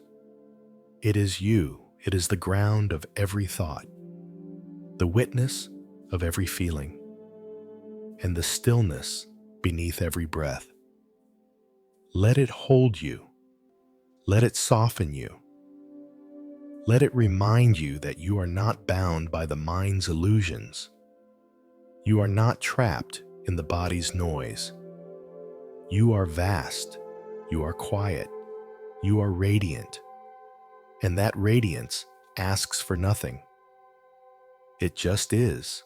This is the realm of infinite light, not a destination, a recognition. Beyond the light that expands without direction, without boundary, we arrive at a new depth, not brighter, not more powerful, but quieter. This is the realm of tranquil reflection. If the realm of infinite light is like the endless sky illuminated by the presence of being, then this realm is like a calm, silent lake that mirrors everything but holds nothing. You do not rise here. You settle. You do not glow. You become transparent. This is where awareness becomes still, like a surface untouched by wind. No ripples, no thoughts, no intention to hold on to what appears. It is not empty in the way people fear emptiness. It is empty in the way that a mirror is empty, containing nothing, yet capable of reflecting everything. In the realm of tranquil reflection, there is no movement of mind. Only the gentle appearance of experience coming and going without resistance. And because there is no resistance, there is no distortion. Everything is seen as it is, not as a thought about the thing, not as a judgment, not as a story, simply as it is. The sound of wind becomes wind. The feeling of breath becomes breath. The pain in your chest is just sensation, not a symbol of failure or story of despair.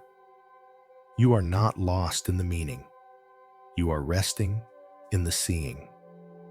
This state is available to you now, not after years of practice, not after some dramatic transformation, but here in this moment when you allow your mind to stop pushing.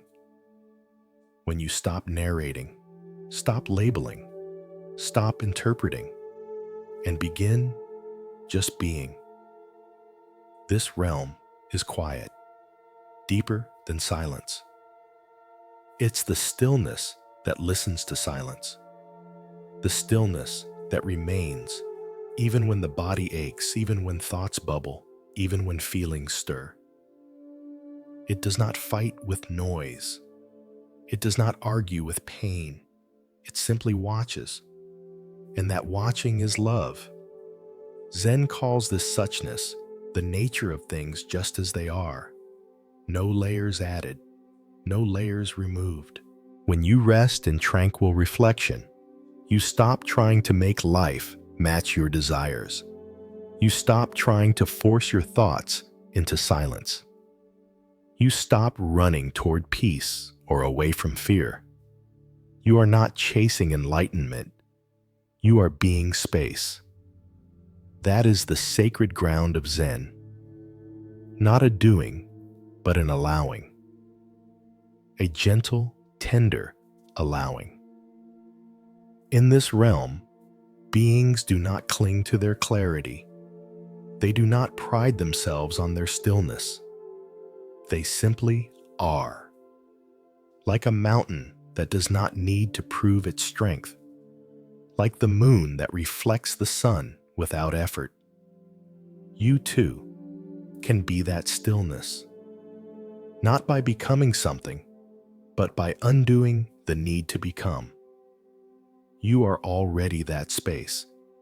You are already that awareness. When the mind stops rippling, it remembers. Tonight, as you lie here, feel into that stillness. Not the stillness of the body alone, but the stillness behind the breath. The stillness that watches the breath rise and fall. That notices sound and does not react. That sees thoughts and does not follow. That feels pain and does not resist. That is tranquil reflection. Your thoughts may still come. That's okay. Let them. Just don't grab them. Let them pass across the mirror. Let the mirror stay still. The mirror doesn't chase its reflections. It just reflects. It doesn't hold. It doesn't reject. It only sees. And in seeing it frees.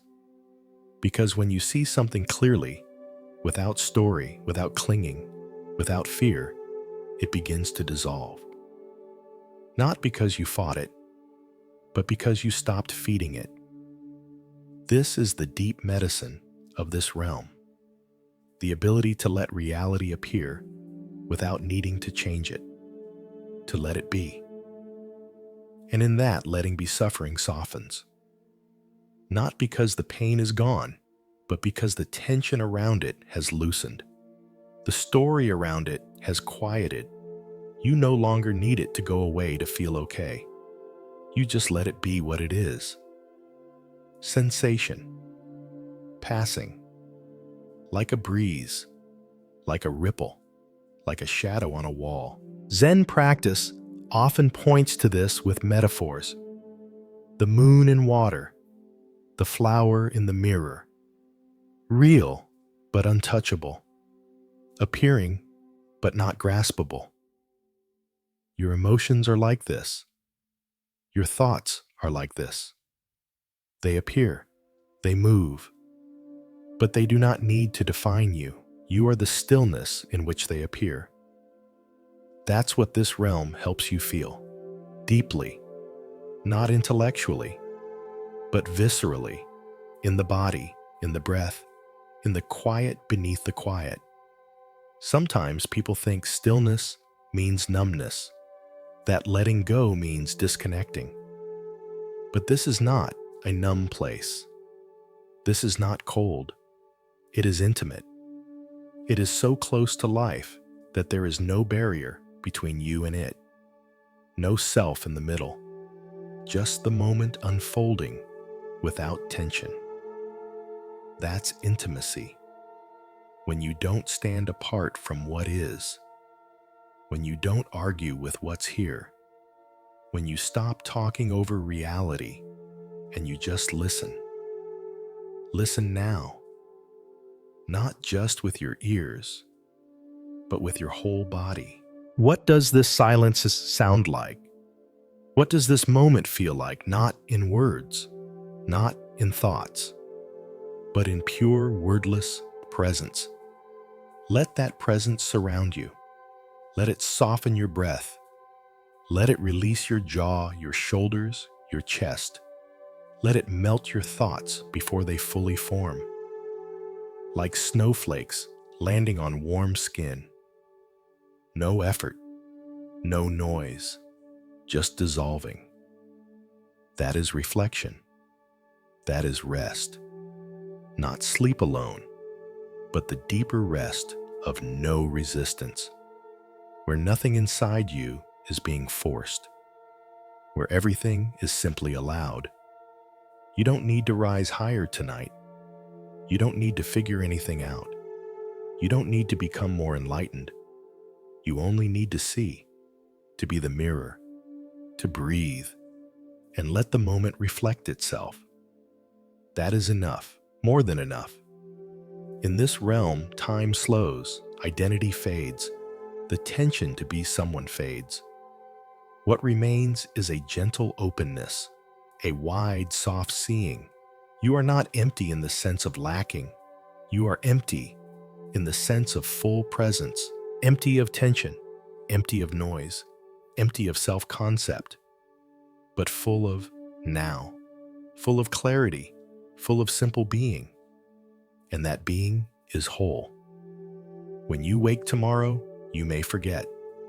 That's okay. But something in you will remember how it felt to be this quiet, this open, this still. And the more you return here, the more it becomes your ground, your home. Not because you live in a cave or spend your days meditating, but because you carry the mirror in your heart. You remember to pause before reacting, to soften before speaking, to breathe before running. You carry the stillness with you, and others will feel it. Not as something loud or obvious, but as a presence, a space around you. A peace that does not preach, that simply is. And in that way, this realm will not be a place you visit.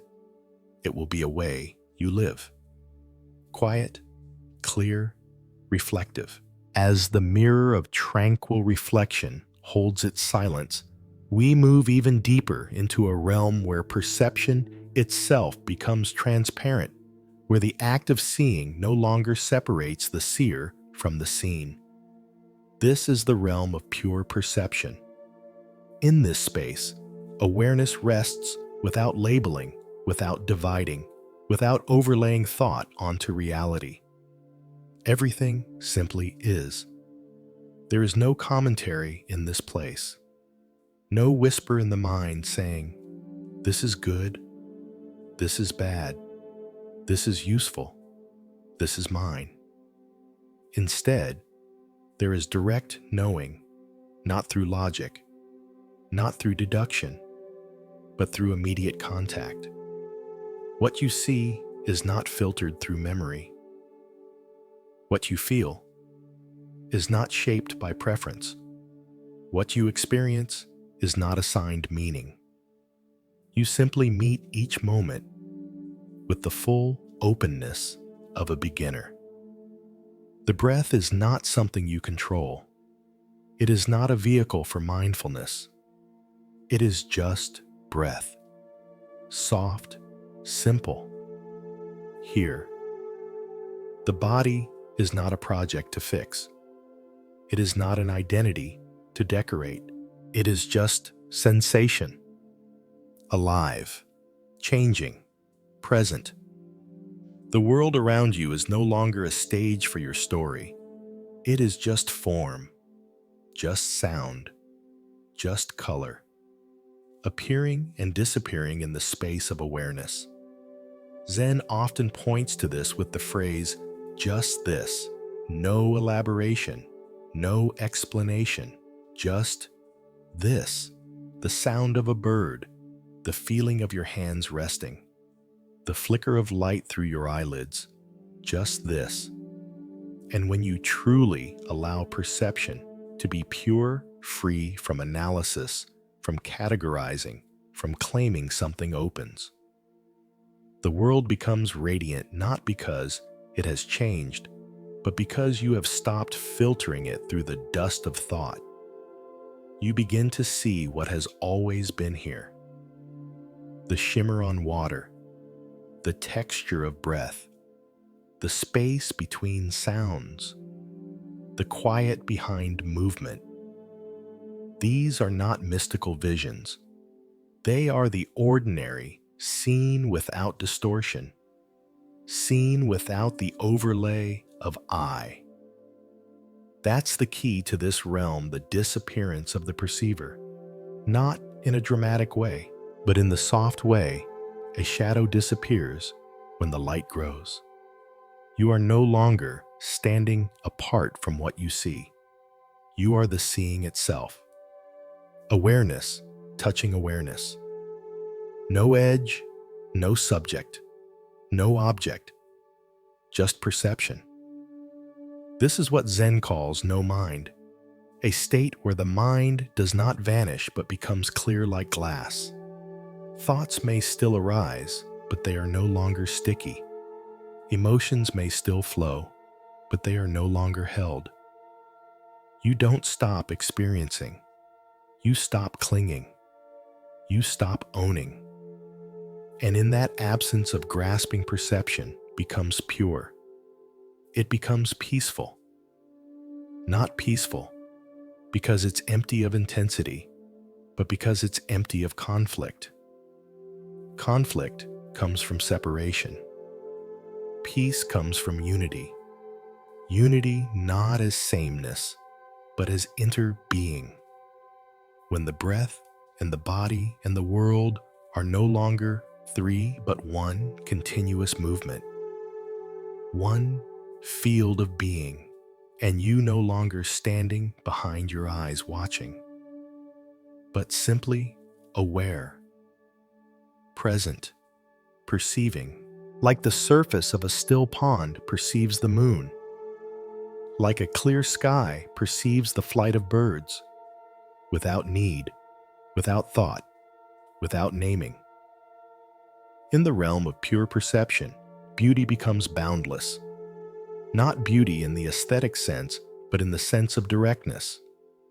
The beauty of what is before the mind edits it. The simplicity of a moment unadorned. That's what you can taste tonight. Here now, as your thoughts slow, as your breath softens, as your body sinks into stillness. You don't need to do anything. You only need to not interfere. Let things appear. Let them be, and let them go. The itch of thought will return. The reflex to label, to explain, to plan. That's natural. But each time you notice it, you can pause. You can soften. You can return. Just this breath. Just this sound. Just this warmth. And the moment becomes whole again. The mind doesn't need to stop completely. It only needs to release its grip, to stop holding, to stop separating.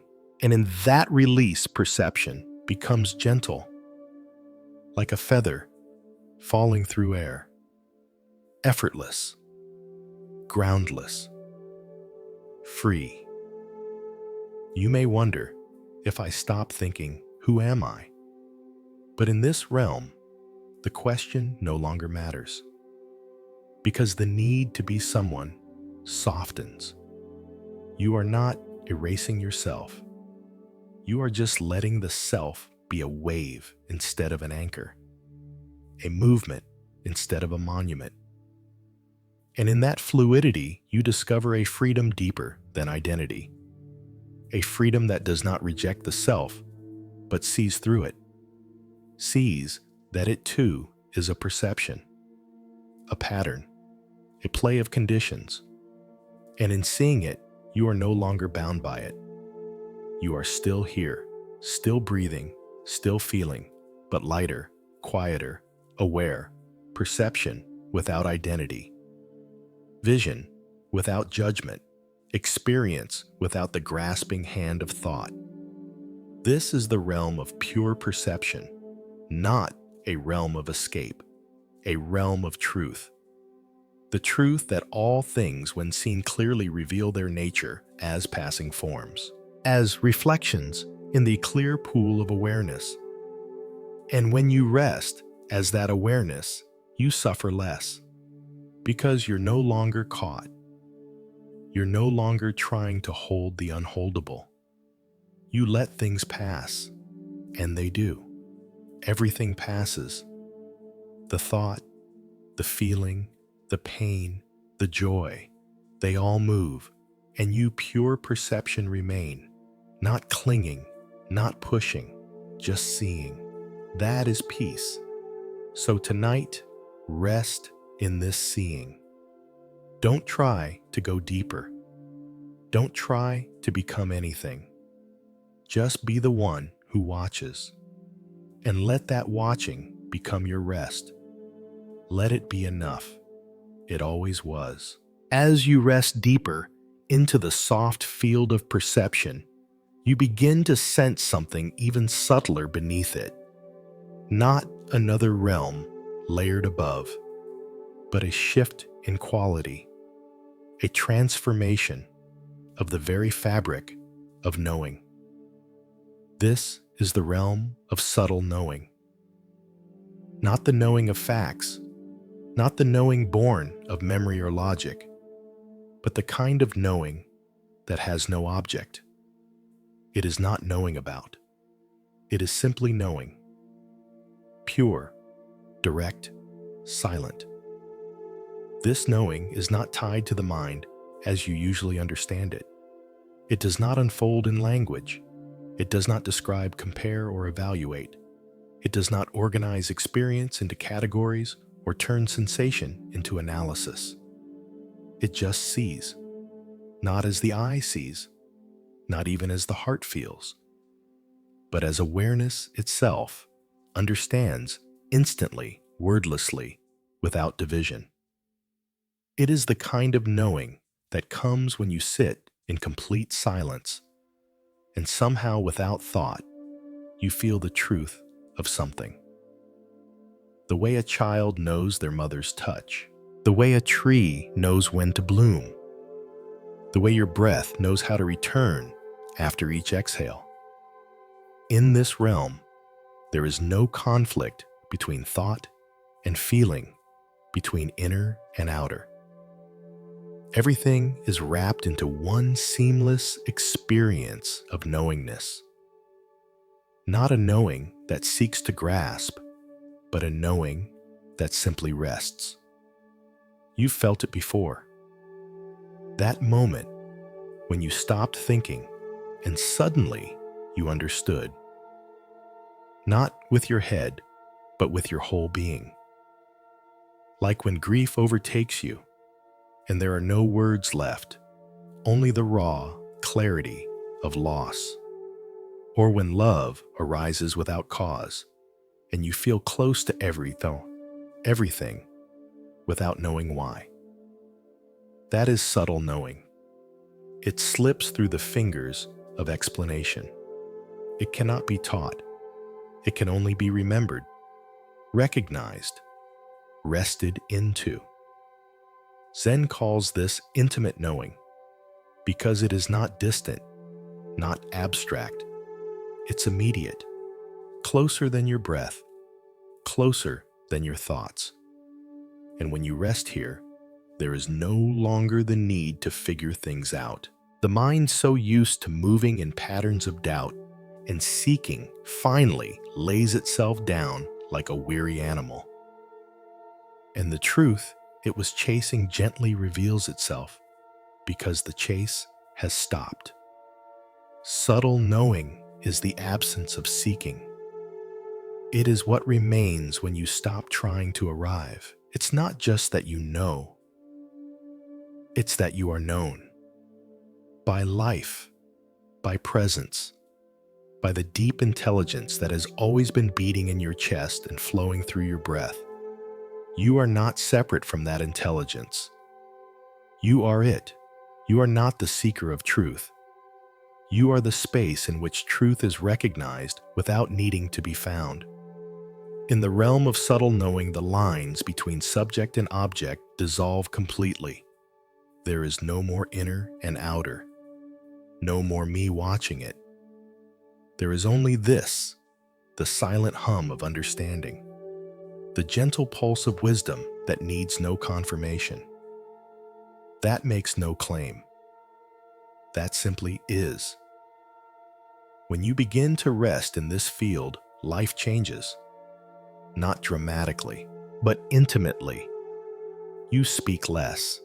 You listen more. You rush less. You notice more. You no longer need to impress, prove, explain. Because you are no longer operating from the mind that doubts itself. You are living from the ground of knowing. And from this ground, kindness flows naturally. Not because it's the right thing to do, but because separation has softened. You feel what others feel, not as a thought, but as an echo within your own body. You understand their silence. You see their fear. You sense their longing, because your sense of me has grown thin and transparent. And in that transparency, compassion arises like fragrance from still water. This is not moral goodness. It's existential tenderness, the kind that arises when the wall has dropped, and what remains is open space. Subtle knowing is that openness. It is the ground beneath thought, the light before form, the wisdom that moves without noise. And the more you rest here, the less afraid you become, not because life gets easier, but because you no longer demand that it be anything other than what it is. You begin to trust the moment. You begin to trust yourself, not the self that performs, but the self that watches, that feels, that breathes.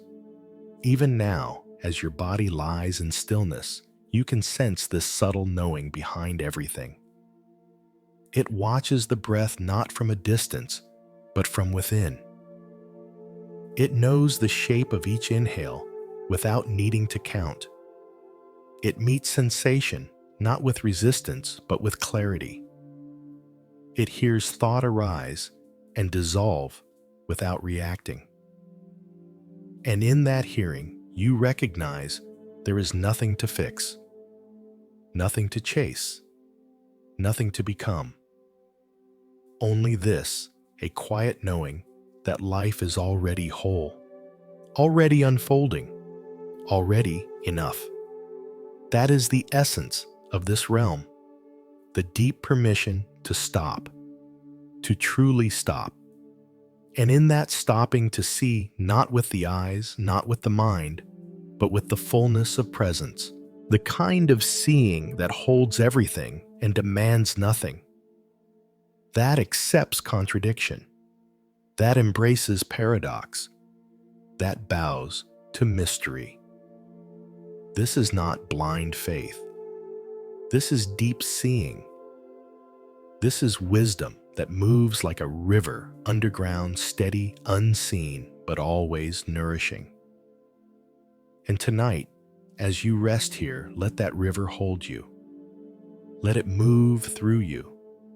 Let it remind you that you do not need to be louder, faster, brighter, or better.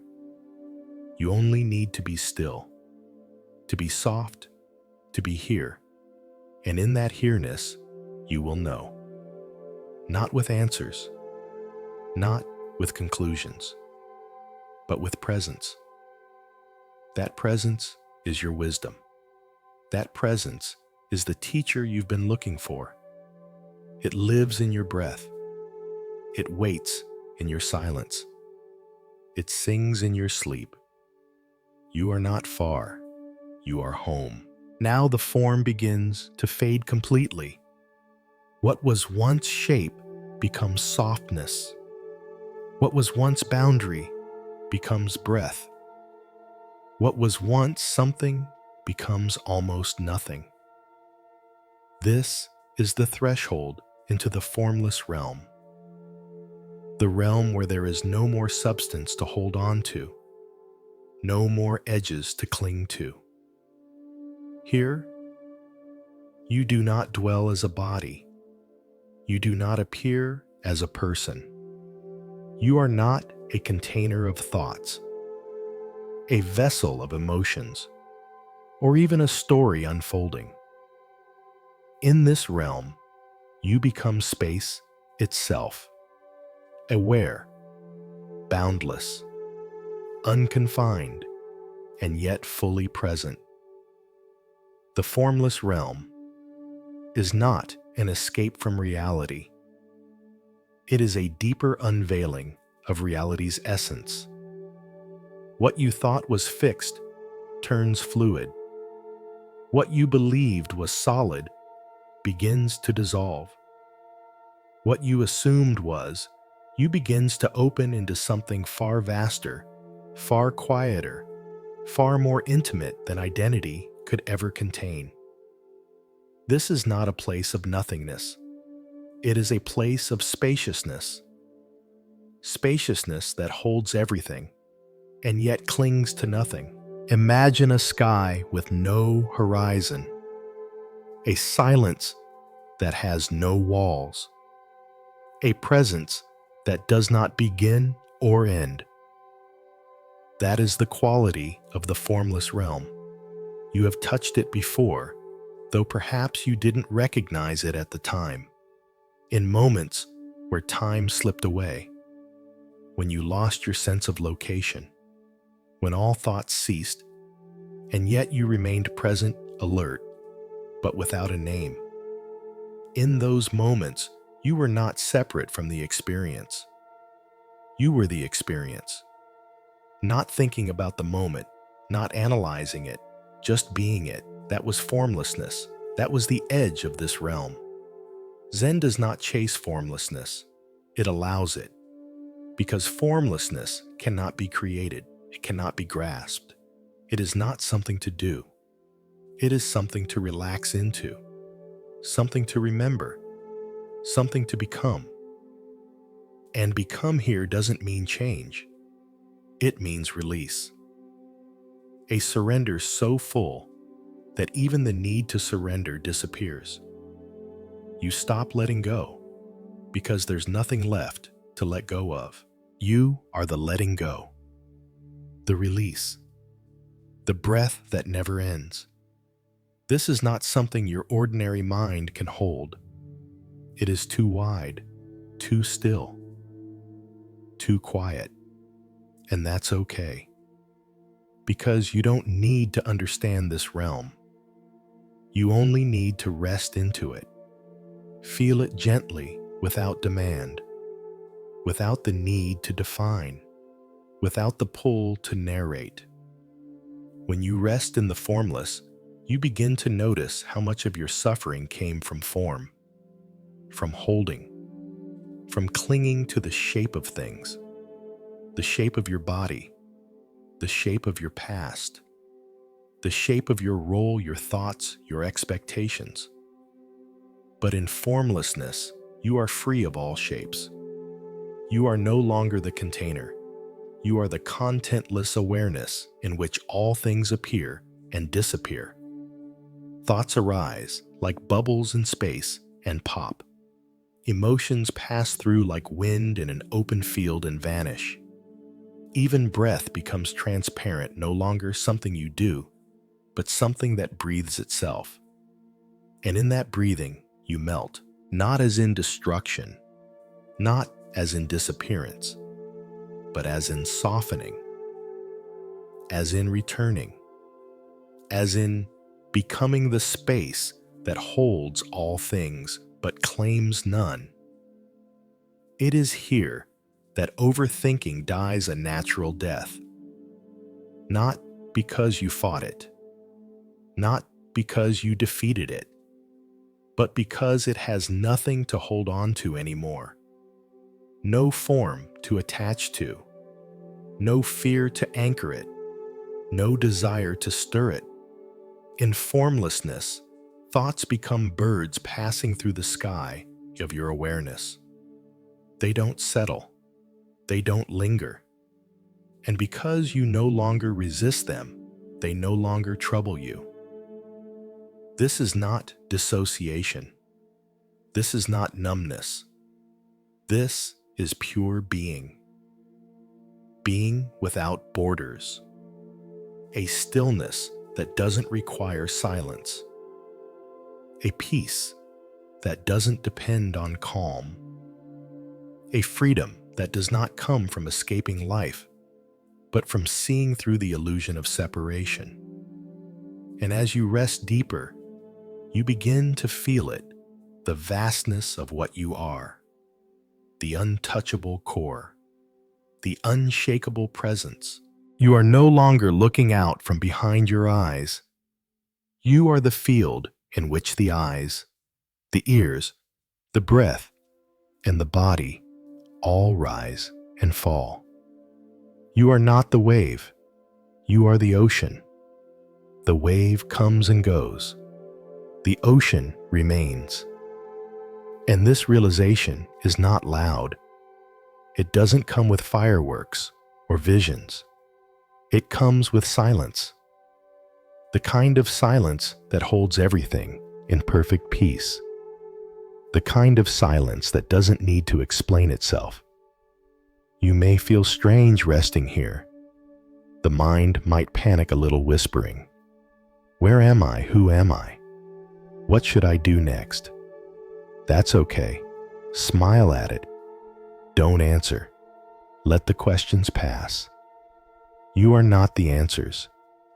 You are the space that allows the question to arise and fade. And the more you rest here, the more you realize there is nothing missing, nothing broken, nothing lacking. Just presence, just being, just this. No form, no center, no name. Just the pure, open, radiant field of now. This is the essence of the formless realm. This is what the ancient Zen masters pointed to, with their silence, with their still gaze, with their soft, steady breath. Not a teaching to learn, not a goal to reach, but a reality to return to. And you are already here, every time you stop seeking, every time you stop narrating, every time you simply sit and breathe without adding anything. You step into this space. It does not require special conditions. It does not depend on outer silence. It lives within the deepest layer of your awareness, waiting to be remembered. You are not separate from it. You are not a visitor to this realm. You are this realm. You are the formless awareness in which all experience dances for a while, and then dissolves. Tonight, as you float between waking and sleep, allow your identity to soften. Let the idea of who you are melt into breath. Let the story fall away. Let the name fade, and feel what remains. This, only this. Breath rising and falling, space expanding without direction. Presence holding everything and nothing. Let that be enough. Let that be home. From the silent vastness of the formless realm, you begin to feel not just the absence of form, but the endlessness of space itself. This is not an imagined space, not an empty room, not a blank canvas waiting to be filled. This is infinite space Akasanankayatana, the first of the 4 absorptions within the formless states. Here, you are not a being moving through space. You are space. You are the awareness of boundlessness, the sky without ceiling, the sea without shore. It is not dark. It is not light. It simply is open, endless, without beginning or end. There is no center here, because a center would require something to measure from. But there is no edge, no boundary, no wall to touch, no point to fix. And yet, you are fully present, strangely more present than you have ever been. Because nothing blocks your perception anymore. Nothing defines you. You are no longer shaped by the past, no longer directed by the future, no longer pressed between before and after. You are only now. And this now stretches in every direction, like wind through an open valley, like stars through the cosmos, like breath without a chest to hold it. Infinite space is not a concept.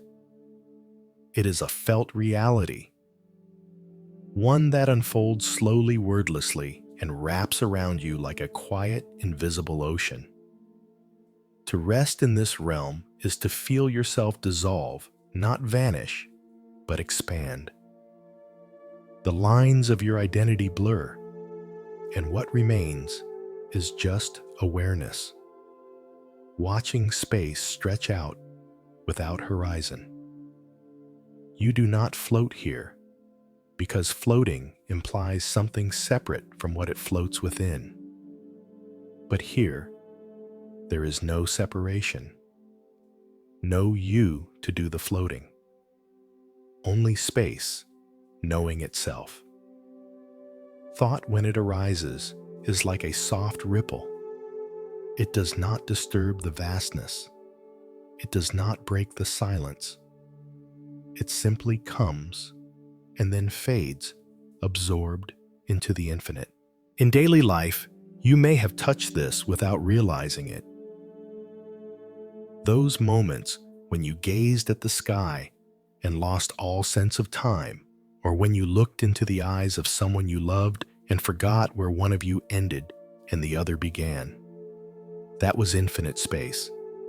The subtle remembrance that you are not the body, not the role, not the name, but the field within which all of those things appear. Zen points to this gently, not by asking you to believe in something greater, but by inviting you to return to the directness of your own presence. Sit, breathe, let the edges fall away, and what remains is space, pure, aware space. This realm is not about doing. It is not about achieving insight or reaching calm. It is about releasing the illusion of boundary. Can you feel it now? The room around you, the air touching your skin, the space inside your lungs. It is all the same space. It only feels divided because the mind labels. But when the labels fall away, all things merge, and you are not a part of space. You are space. The breath moves through you, but there is no you to hold it. The thoughts move across you, but there is no thinker to possess them. There is only awareness, watching, spacious, gentle, vast. This is not isolation. It is inclusion. In infinite space, nothing is pushed away. Everything is allowed, because nothing threatens the space. Pain can rise. Joy can rise, memory can appear, but none of them stay, none of them harm. They are just flickers light across the open sky, and the sky does not resist the clouds. It does not fear the storm. It simply remains, expansive, silent, present. Overthinking dissolves in this realm because there is no surface for it to attach to. Thought tries to grab, to shape, to define, but what is there to define in the formless?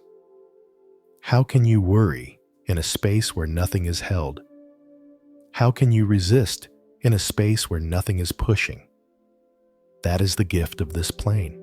It shows you that much of your suffering came not from the world, but from the imaginary edges you drew around it, around yourself, around your life. Those edges were thoughts, and now, without them, you are not less, you are more. Not as something added, but as something revealed. Infinite space is the truth that has always been underneath all form, the stage beneath the performance, the field beneath the footsteps, the silence beneath the sound. You don't have to stay here forever, and you won't. But to touch this realm even briefly is to change your relationship with everything. You walk differently, speak differently, you carry space in your presence. You give others room to be. You stop clinging to the moment, and in doing so, you finally arrive in it. So tonight, rest as space. Don't try to visualize it. Just feel the absence of need, the absence of edges, the absence of time. Let everything pass through you. Don't hold, don't chase, don't name, just remain. Spacious, silent, infinite. From the vastness of infinite space, something subtle begins to emerge. Not a shape, not a sound, but a new kind of awareness. You are no longer simply the space in which all things arise. You are now the awareness that knows that space. This is the realm of infinite consciousness. Vijnanankayatana, the second formless absorption. If infinite space is the field, infinite consciousness is the knowing of that field. The silent recognition that space is not blank, not lifeless, but fully awake. This is not the same kind of consciousness you use to think, to plan, to remember. It is not directed by effort. It is not generated by the brain. It does not belong to anyone. It just is, clear, infinite, self-knowing. It has no subject, no object, no location. It is like a mirror that reflects everything and yet remains untouched, like light that shines not on something but as something. You are no longer aware of something.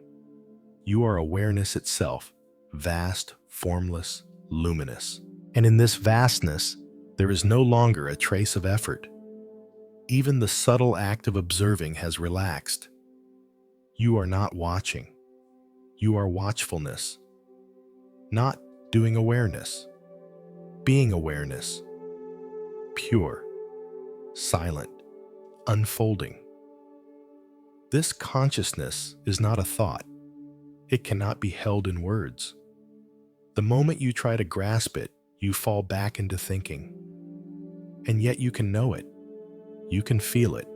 You can rest in it, like a bird rests in air. Here there is no fear. Not because everything is perfect, but because everything is seen as it is, with no judgment, no resistance, no craving. Consciousness does not fight with what arises. It does not try to change the moment. It allows. It contains. It includes.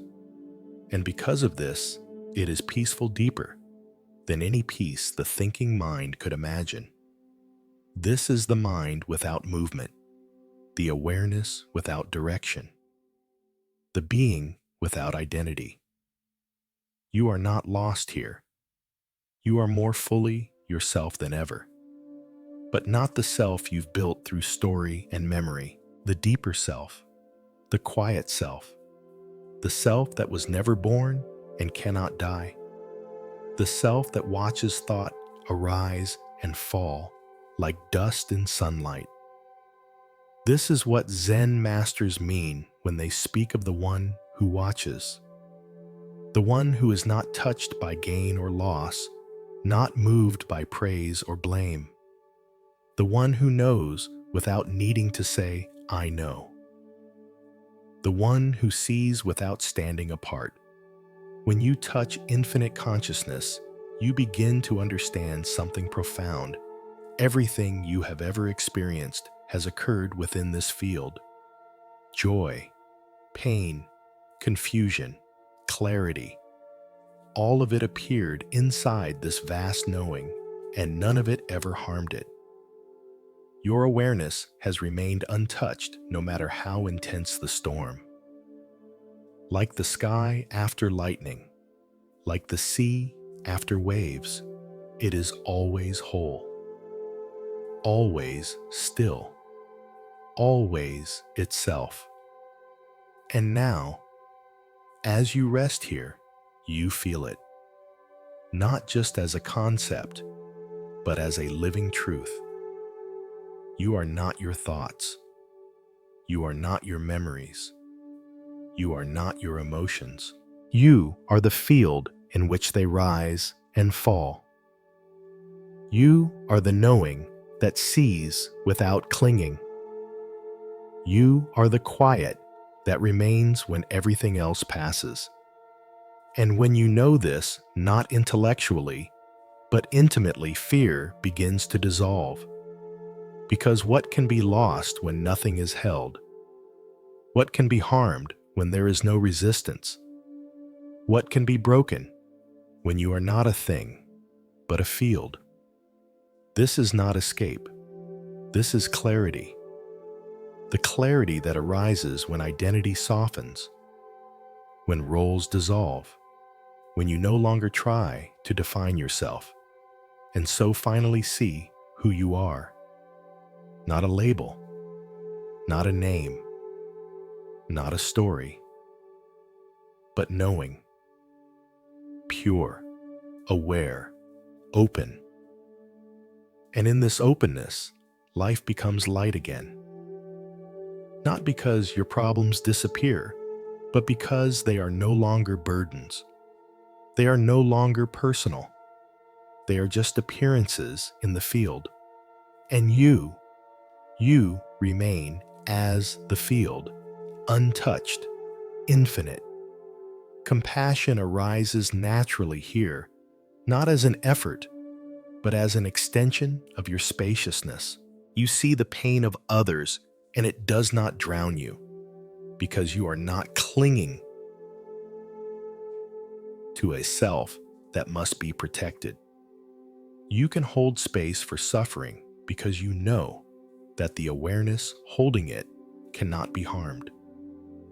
You become like a mirror for others, still clear, reflecting truth without distortion. And from this clarity, love flows.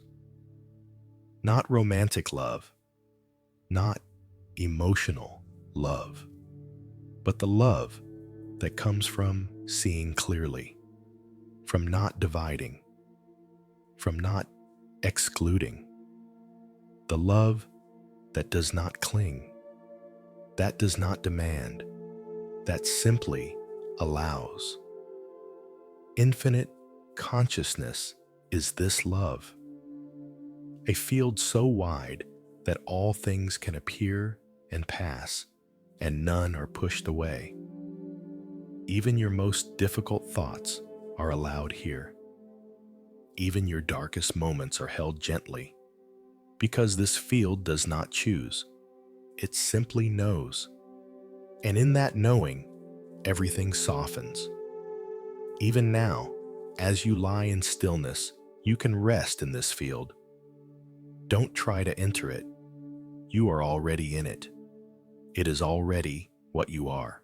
You only need to stop doing, stop naming, stop striving, and let yourself fall back into the awareness that is always here. Feel how everything arises in this space. Sound, breath, sensation, thought, memory. All of it appears and vanishes like waves in the ocean of consciousness. And you are not the waves. You are the ocean, silent, holding, boundless. Let that be your rest tonight. Not sleep from exhaustion, but sleep from freedom. Sleep that arises because there is no longer any need to be anything. No need to solve, no need to search, no need to become. Just this knowing, this quiet, this endless unfolding. From the vast knowing of infinite consciousness, where awareness becomes the only ground, a strange quiet begins to settle. Even awareness itself, once so luminous and expansive, now starts to dim, not in darkness, but in stillness. A profound quietness where even the recognition of consciousness begins to dissolve. Here you are no longer resting in the knowing field. You are entering the realm of nothingness, akinchanyayatana, a realm that is neither a void nor a blankness, but a sacred absence. An absence so complete that it silences the last remaining impulse to grasp. There is nothing left to hold, not even the awareness of space, not even the awareness of awareness. Just a soft, ungraspable no-thingness. And yet you are fully present.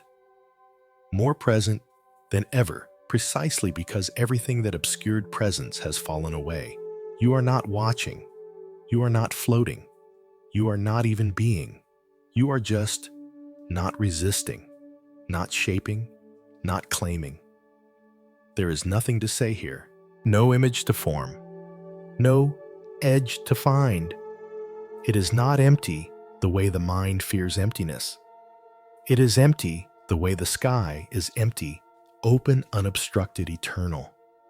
This realm does not disturb. It does not inspire. It simply is. And in its isness, it invites you to surrender not just identity or form or thought, but even the idea of self as a witness. Here, the sense of I, even the subtle spiritual I that says, I am the witness, dissolves. There is no I experiencing nothing. There is just the absence of experience. And yet somehow this absence is known, not by someone, but in itself.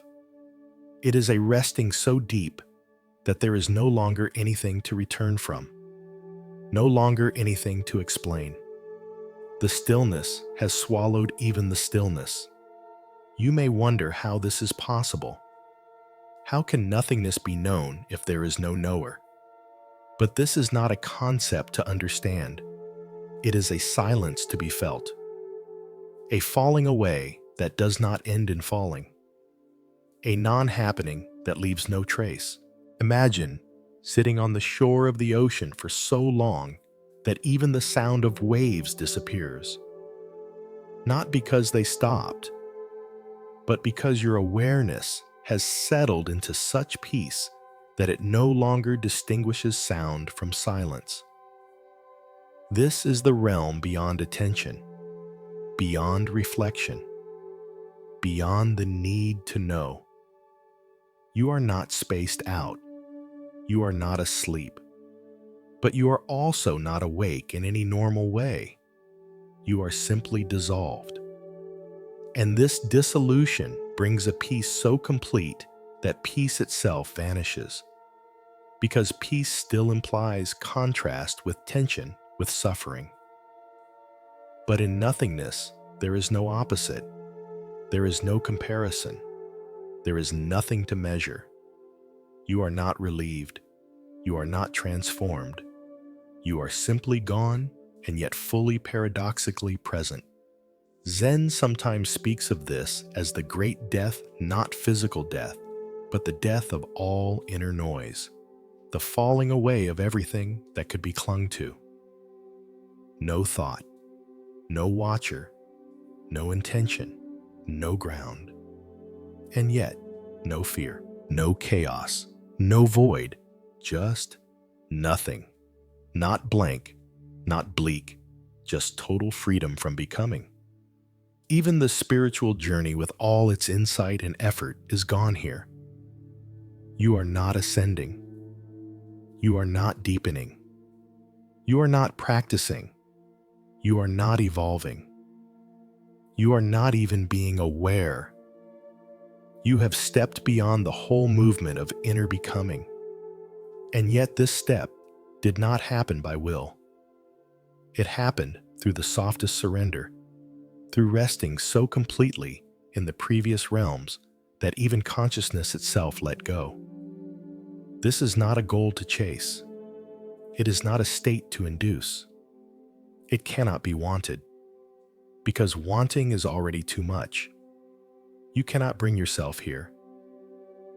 You can only stop bringing yourself anywhere. You can only stop. Stop trying to breathe deeply. Stop trying to understand. Stop trying to be spiritual. Stop trying to stop. And then perhaps the mind that seeks will fall quiet. And in that quiet, a nothingness will bloom. And from that nothingness, nothing will rise. Not a vision, not a voice. Just stillness, deep, pure, complete. And then you'll realize there is no one left to realize, no one left to hold on, no one left to speak.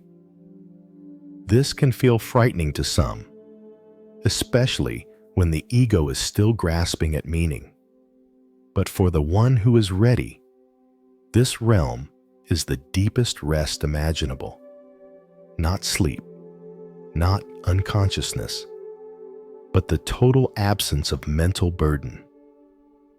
The absolute end of all inner commentary. Even silence has a texture, but nothingness has no texture, no taste, no shape, and that is its beauty. It is the only place where the mind cannot follow, where identity cannot enter, where even bliss becomes too heavy. This is the great unknowing, the sacred negation. And paradoxically, it is in this negation that the deepest healing can occur, because so much of your suffering comes not from what happens to you, but from your need to define it, to make it mean something, to carry it into the future. But here in this realm, none of that remains. Pain has no story. Joy has no name. Even healing has no arc. Everything is simply not. And yet within that notness, there is peace so profound it leaves nothing untouched. And when you return, because you will return, you do not come back as someone better. You come back as someone quieter, someone less heavy, less entangled, less sure, and yet more grounded. Because you have felt the truth behind all becoming. You have rested in the place beyond all arrival, and that place was not dead. It was more alive than anything your thoughts could contain. Tonight, as you lie here, don't seek this realm. Don't try to descend. Don't try to drop into nothing. Instead, let the breath soften. Let the awareness widen.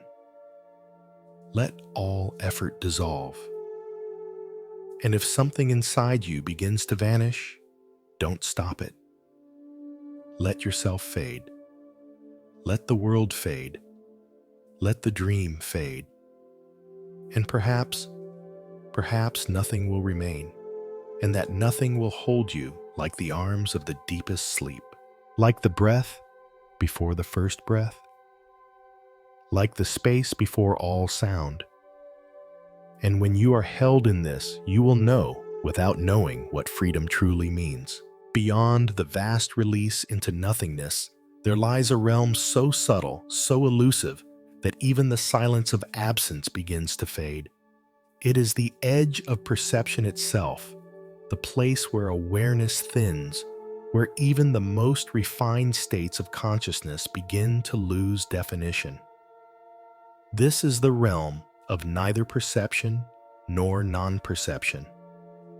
Nivasanyana sanyayatana, the final and most subtle of the formless attainments.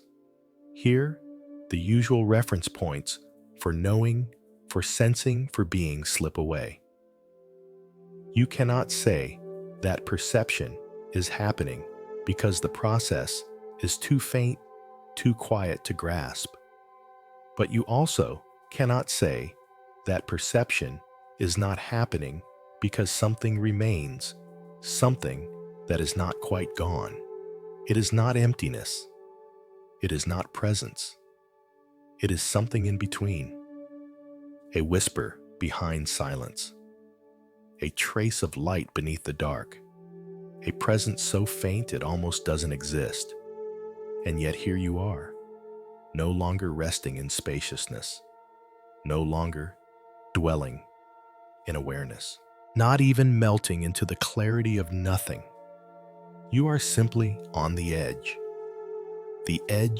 of experience, the edge of knowability. Here, even subtle knowing has been surrendered.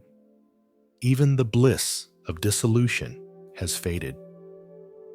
You are not observing. You are not dissolving.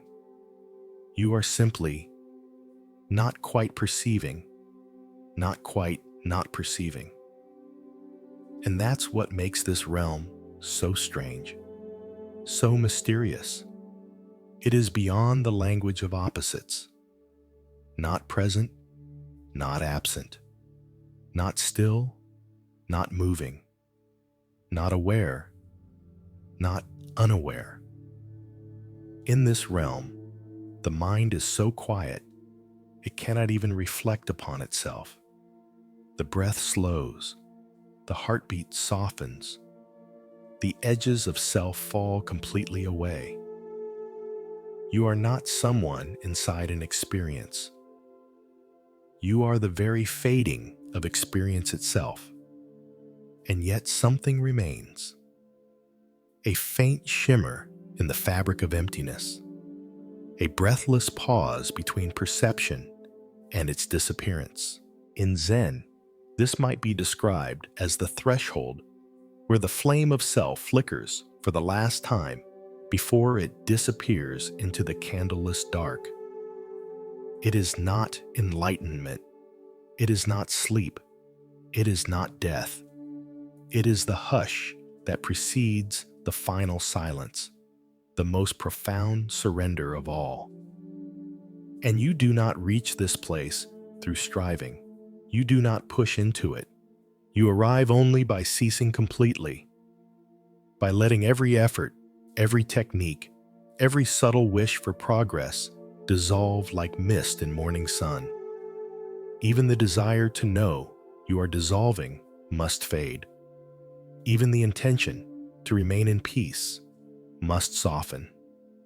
Here, your mind becomes like a feather floating between dimensions, not attached, not separate, not rising, not falling.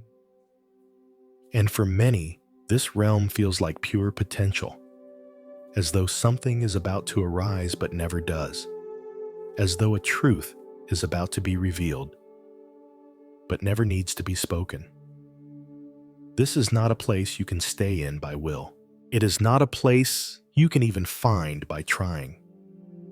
You touch it, perhaps briefly, or it touches you. Perhaps while you sleep, perhaps in the stillness between thoughts, perhaps in the final seconds before dreams begin. And what you bring back from it is not insight, not revelation, but a kind of softness, a deep loosening, a reverence for the mystery of being. Because now you have seen what lies beyond even the most subtle knowing. You have stood at the very edge of experience and whispered into the quiet, and the quiet did not answer, but it held you. Tonight, as you rest, there is no need to try to arrive here, no need to mimic this state. Let it come if it will. Let it pass if it must. Just rest your body. Let the breath flow shallow and soft.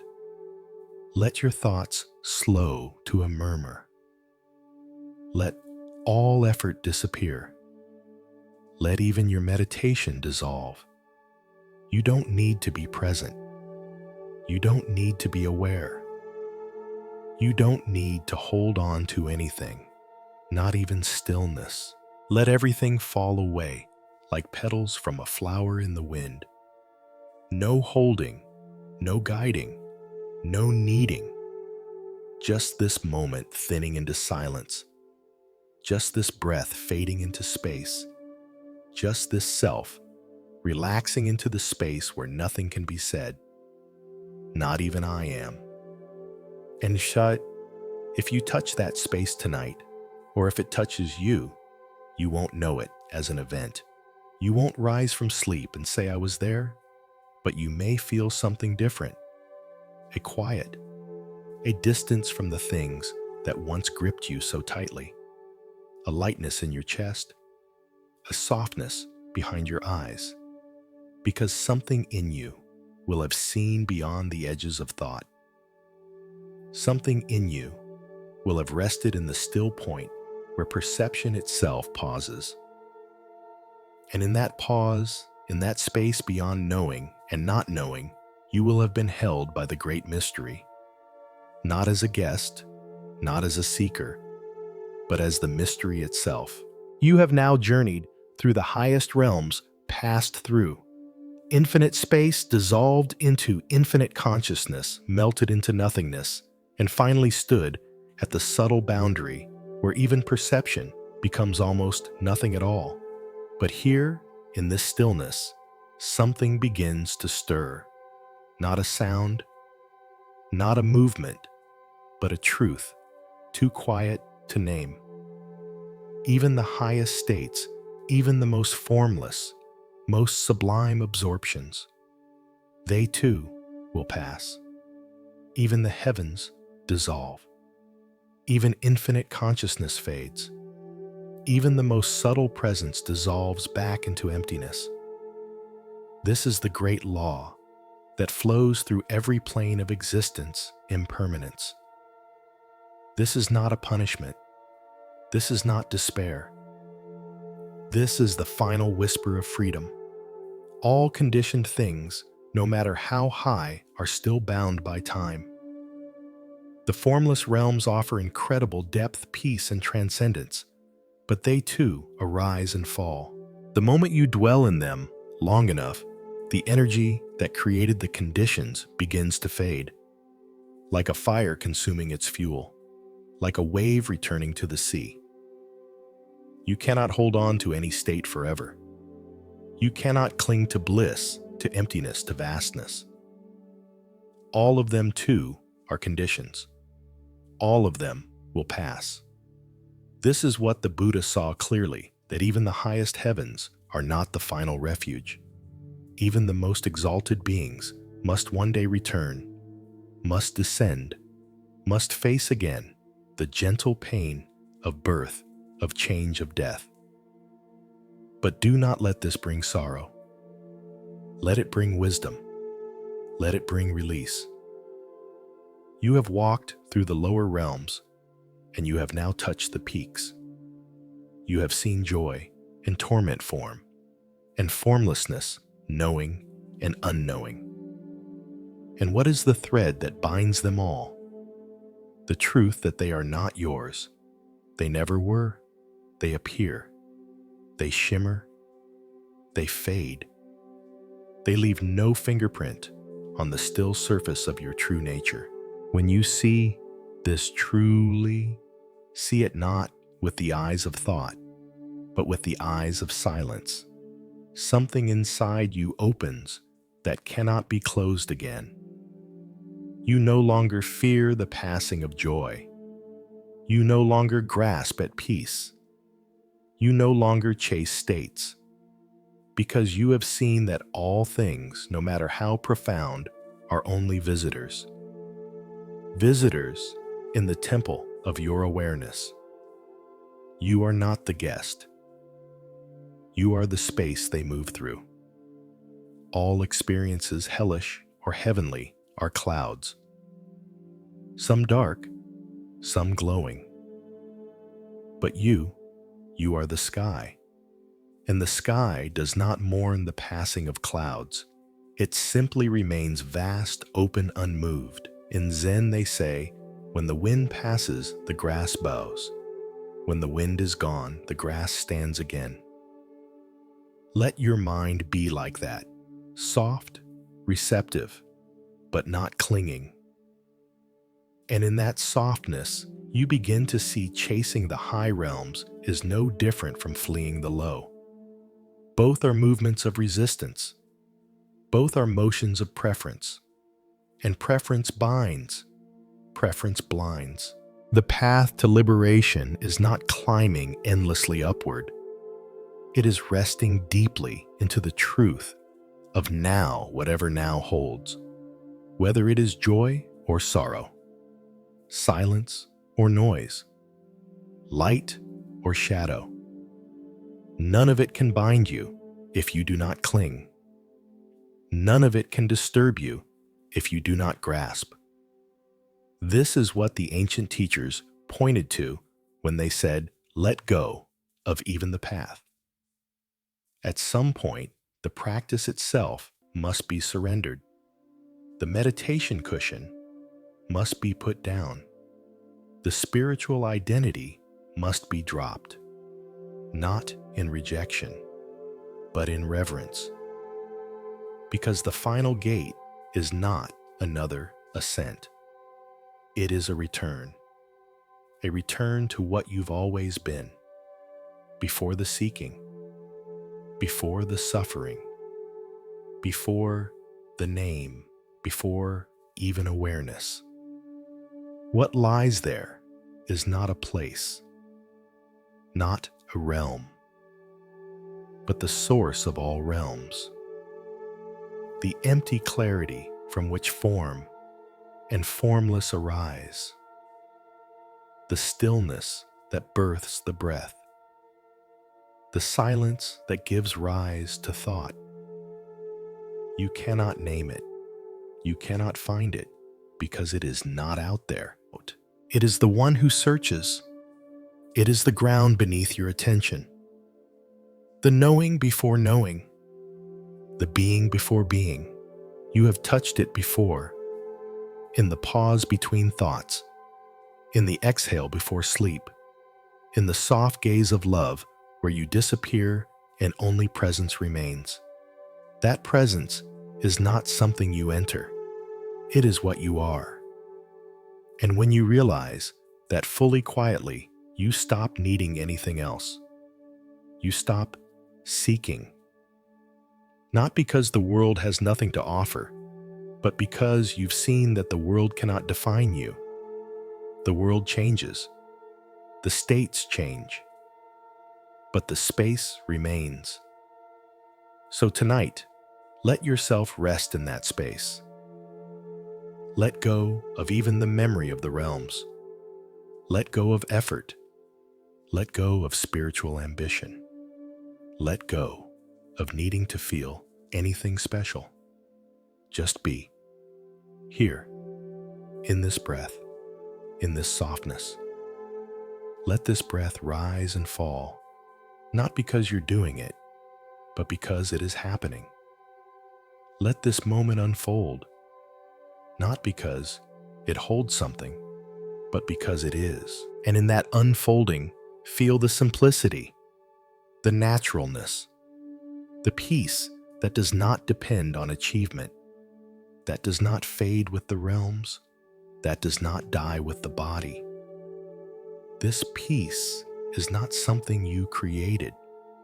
It is something you uncovered by walking through all the worlds within you and finally seeing that none of them are home. They are beautiful. They are terrifying. They are radiant. But they are not you. You are the one who watched them all, the one who never moved, the one who was always here. And in that seeing, in that resting, the final layer begins to fall away. The idea of me as the experiencer. The idea of me as the meditator. The idea of me as the one who returns. That too dissolves, and what remains cannot be spoken, but it can be felt. As a silence that fills the whole body, as a lightness that carries no weight, as a presence that has no center. That presence is your true nature, and it was never born. You've seen the rise and fall of realms. You've traveled through suffering, desire, instinct, joy, stillness, emptiness, and beyond. You've touched formless space, infinite, knowing even the near vanishing of perception itself. You've stood in silence and returned with softer eyes, with breath no longer chased, with awareness no longer held. And now, here something changes, not upward, not downward, but inward. You return to the human realm, but not as the same. You come back, not with spiritual adornments, not with golden light, but with presence, with clarity, with a gentle heart that understands. This part of the journey is not an ascent. It is a descent, with wisdom in your hands, with stillness in your feet.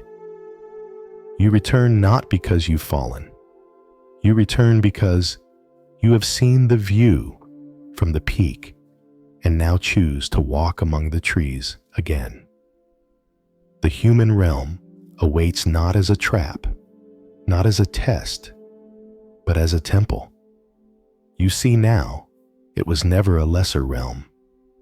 It was always the bridge, the place of balance, the place where heaven touches earth and awareness touches form. In the human realm, you feel joy and pain, sorrow and longing, love and confusion. And for the first time, you do not resist them. You meet them fully. Like a Zen monk bows to a guest who arrives at the door, you bow to each moment, not because it is perfect, but because it is real. You are no longer chasing escape. You are no longer waiting for something more refined. You are not looking for a better moment. You are here, fully. And that is enough. You do the dishes with care. You greet a stranger with open attention. You sit with grief and hold no shield. Because now you know no moment is outside the path. No feeling is outside the teaching. This body, once seen as a burden, becomes your practice. The aches are teachers. The sensations are bells that call you back. Each footstep is a mantra, each breath a reminder. Even your thoughts, those same thoughts that once plagued you, become soft winds in a wider sky. You no longer fear them. You no longer obey them. You simply watch. And in the watching, they lose their grip. The human realm becomes sacred, not because it is easy, but because it is where awakening flowers. In the heavens, the mind may rest in bliss, but here it is challenged. It is sharpened. It is softened. Only in this realm can compassion grow. Because only here do you feel what it means to lose to love, to fear too long. And yet now, you feel all of that without drowning. You sit in joy and you smile, but you do not cling. You sit in sorrow and you breathe, but you do not despair. Because you have seen the ground beneath it all, the unshakable, the unmoving, the still. You carry that stillness like a hidden stream inside you. Not loud, not showy, but always flowing. Others may not see it, but they feel it. In your presence, in your calm, in your gaze that listens, in your words that land like leaves. And perhaps they soften too. Not because you preach, not because you teach, but because you are. Just are. In Zen, they say the true master is not the one who glows, but the one who chops wood and carries water without distraction. The one who walks the market street with an empty bowl and an open heart. You begin to live this way. You find wonder in the ordinary. You find God in the quiet. You hear the Dharma in the laugh of a child, in the sound of traffic, in the rhythm of your own feet on the sidewalk. You no longer divide the world into sacred and mundane. It's all sacred. It's all path. Even your mistakes become teachings.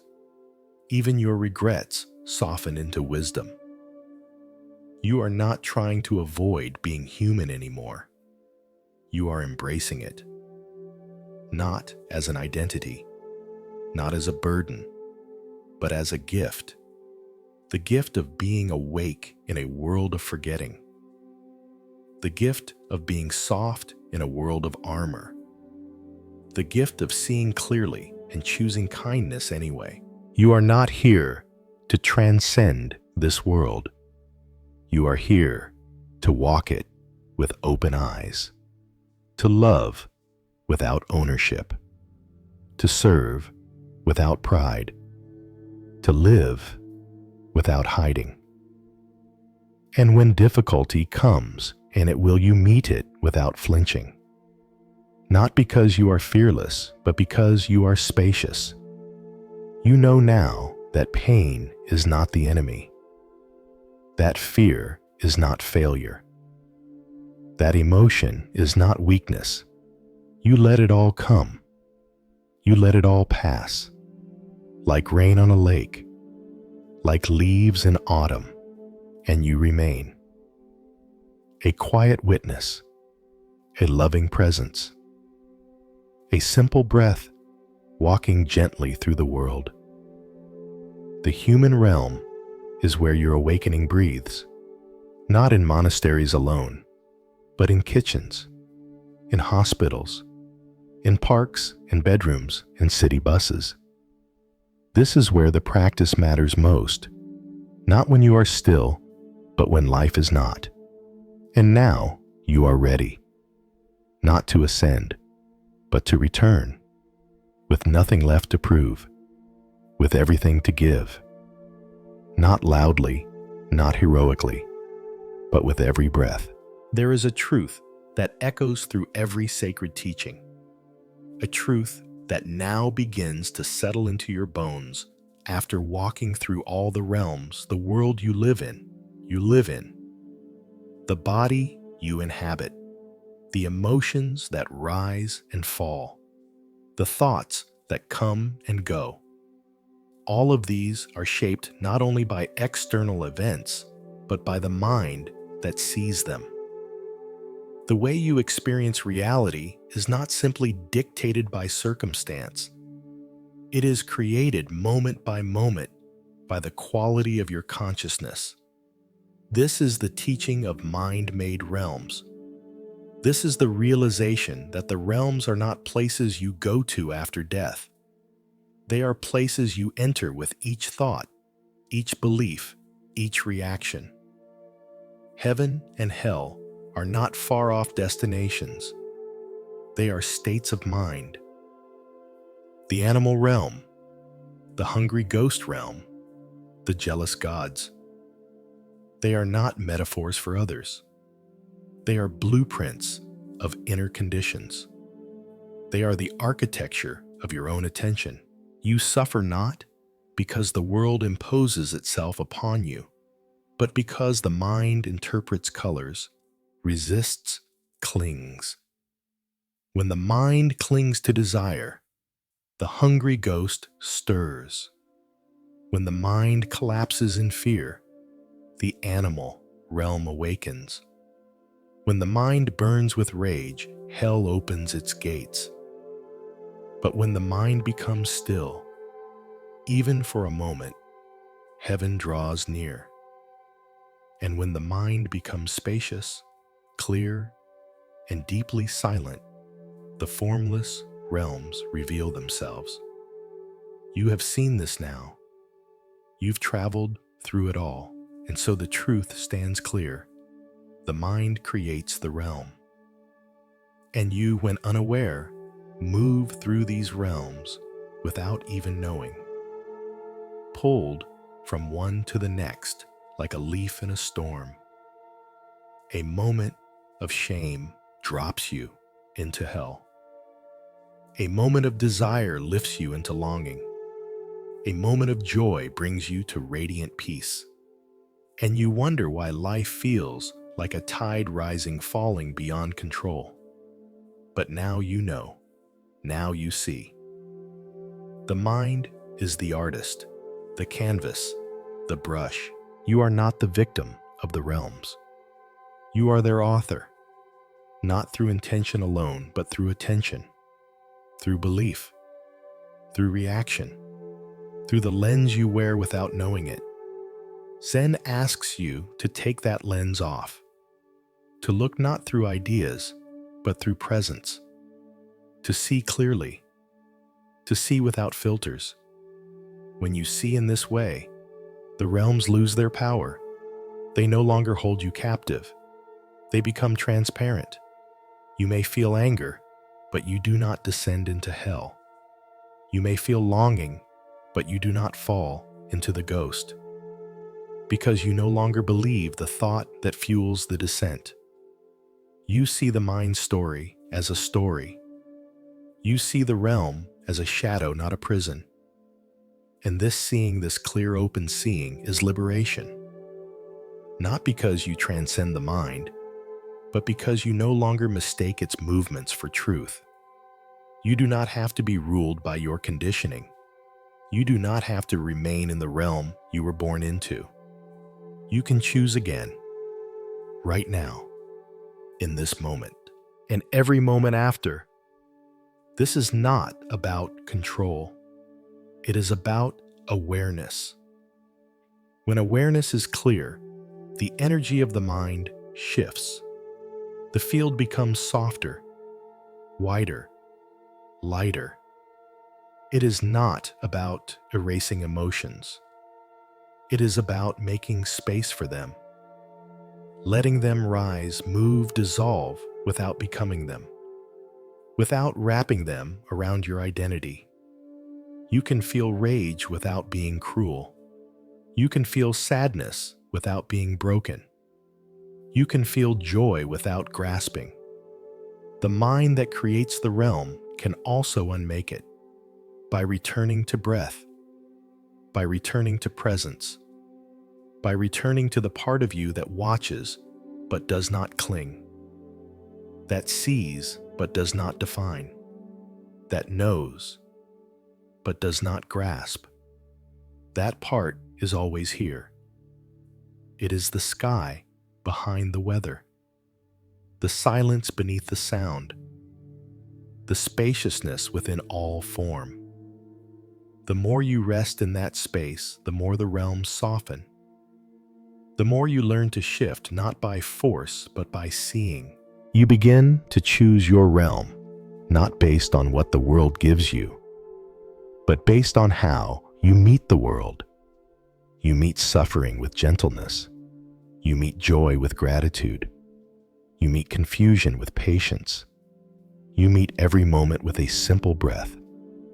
This is how you rise, not to escape the human realm, but to transform it, to bring the clarity of the higher realms into your daily life, to turn your kitchen into a temple, your morning walk into a pilgrimage, your conversation into a practice. When you realize the mind creates the realms, you begin to take great care with the mind, not with pressure, not with perfectionism, but with love. You begin to nourish it. You feed it silence. You give it space. You offer it kindness. You stop punishing it for being restless. You stop fearing it when it wanders. You just keep returning, gently, again and again. You become a gardener of your own awareness. You watch what you plant. You watch what you water. You watch what you allow to grow. And over time, the inner field becomes a place of peace. Not because there are no storms, but because you no longer identify with the storm. You no longer call it home. This is mastery not over others, not over life, but over the way you meet yourself. And when this kind of mastery settles in, the realms no longer feel like cages. They feel like clouds, passing, beautiful, harmless. You do not need to fear descent because you know how to return. You do not need to cling to ascent because you know that nothing is lost when peace is within. The one who sees clearly walks through all realms untouched, because they know this too is just mind. This too is just energy. This too will pass. And I remain, still, present, aware. Now that you have seen how the mind gives shape to the realms, how thought builds the floors and ceilings of heaven and hell, you are ready to hear a truth, both gentle and deeply transformative. You are not your thoughts. This may sound simple, but let it land differently now, after all your journey. Let it settle beyond the surface. Let it bloom like quiet understanding in the core of your being. You are not your thoughts. You never were. They rise, they pass, but they do not define you. They do not own you. They do not know you. They appear in the field of your awareness like birds crossing an endless sky. Some are heavy. Some are light. Some carry memories. Others carry fears. Some repeat stories you've heard 1,000 times. Some shout, others whisper, but all of them are passing. Not one thought has ever stayed. Not one thought has ever remained permanent. And yet when you forget this, you begin to suffer. You believe the voice that says you are not enough. You cling to the image that tells you what you should become. You run from the thought that carries shame. You hold tightly to the thought that promises happiness. And all the while, you forget the sky. You forget that the thoughts are not you, that they are clouds, that they are visitors, that you are the space in which they pass. In Zen, this is the turning point, not when thoughts stop, but when you stop believing them, when you stop following them like roads, when you stop bowing to them like kings, when you stop fearing them like storms. You begin to see the thought that says, "I can't" is just noise. The thought that says, "I must" is just conditioning. The thought that says, "I am this" or "I am that," they're just echoes of memory, just habits, just sound. But behind that sound, what is there? There is you, the true you, not the one made of opinions, not the one made of plans, not the one made of reactions, but the one that sees, the one that breathes, the one that watches quietly without needing to intervene. That one has never been touched by thought, never been defined by mood, never been shaped by emotion. That one is always free. The practice now is not to destroy thought. It is not to fight the mind. It is to rest in the seeing, to relax into the space that watches. When a thought comes, you notice. You say, "Ah, thinking," not "my thought," not "my truth," just thinking.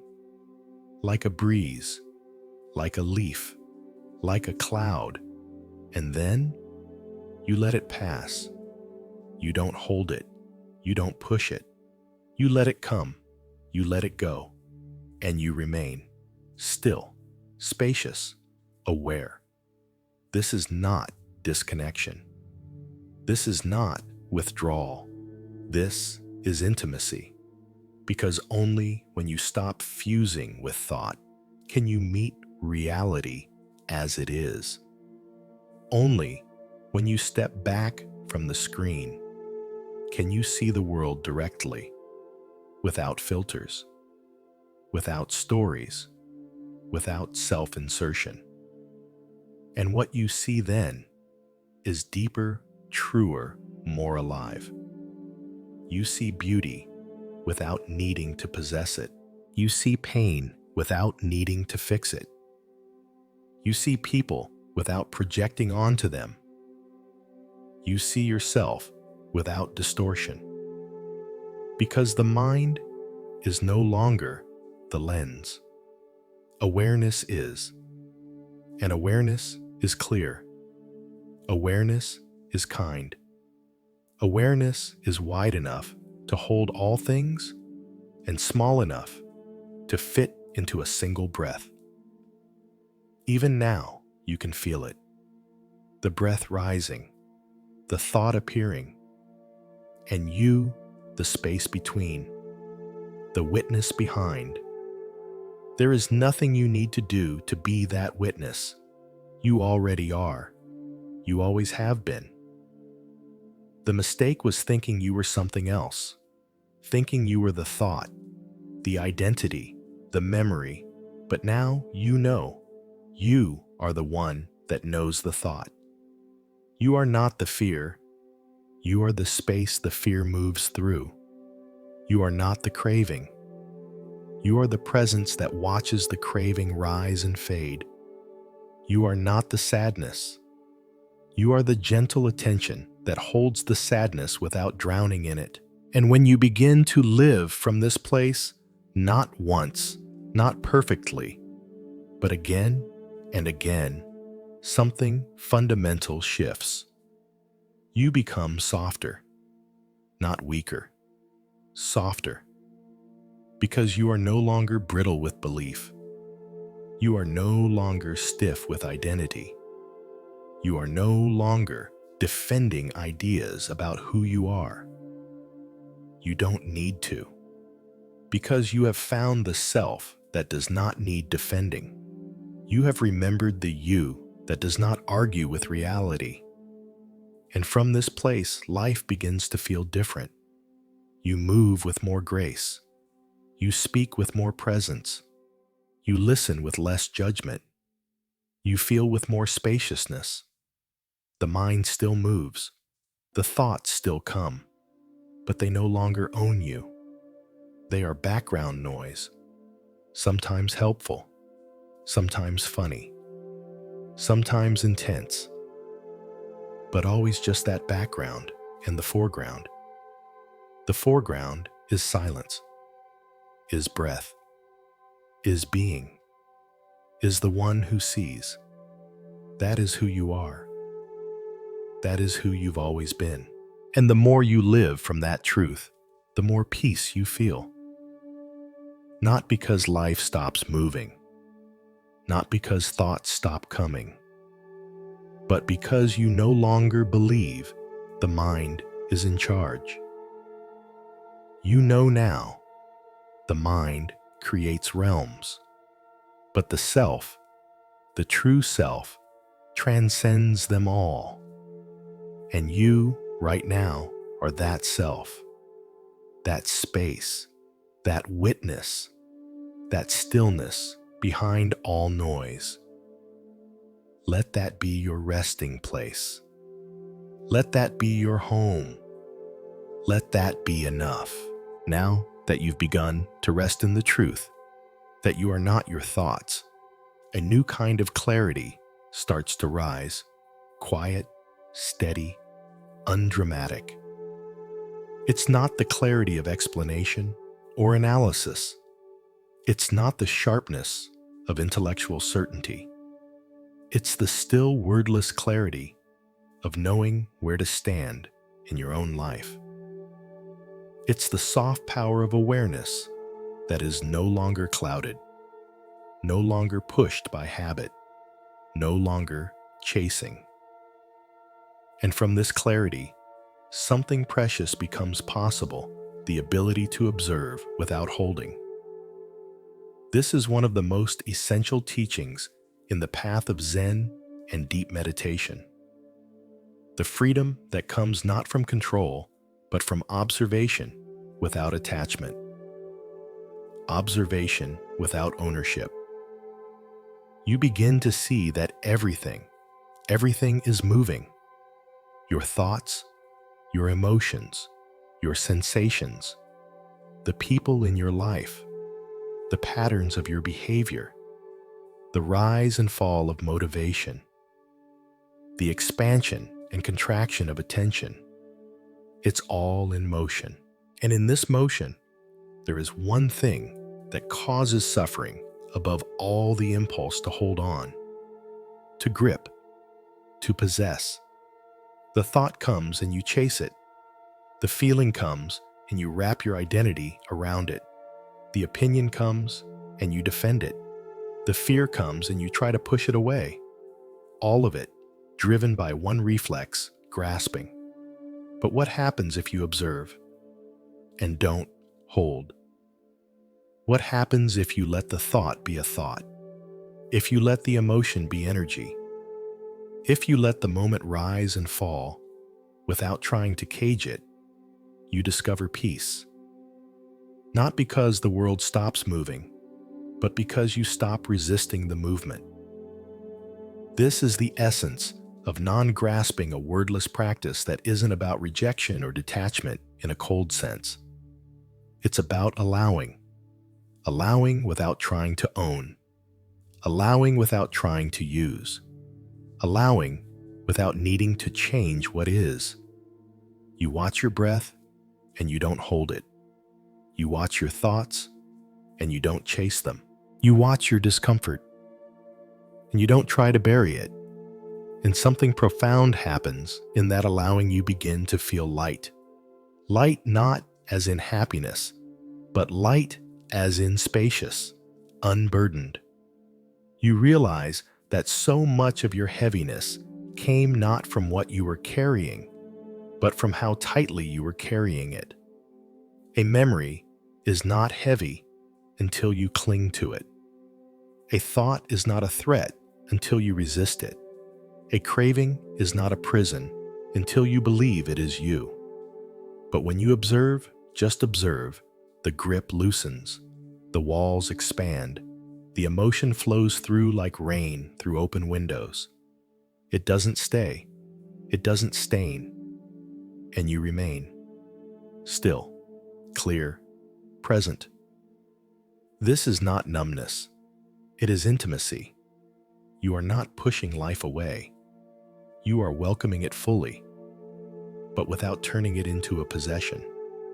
You don't need to label each moment. You don't need to capture it. You don't need to decide what it means. You just need to see. And when you do, you begin to trust. Trust the movement. Trust the passing. Trust the rise and fall of all things. Zen teaches this again and again through its simplest instructions. Sit, see, let go, return. That's the whole practice.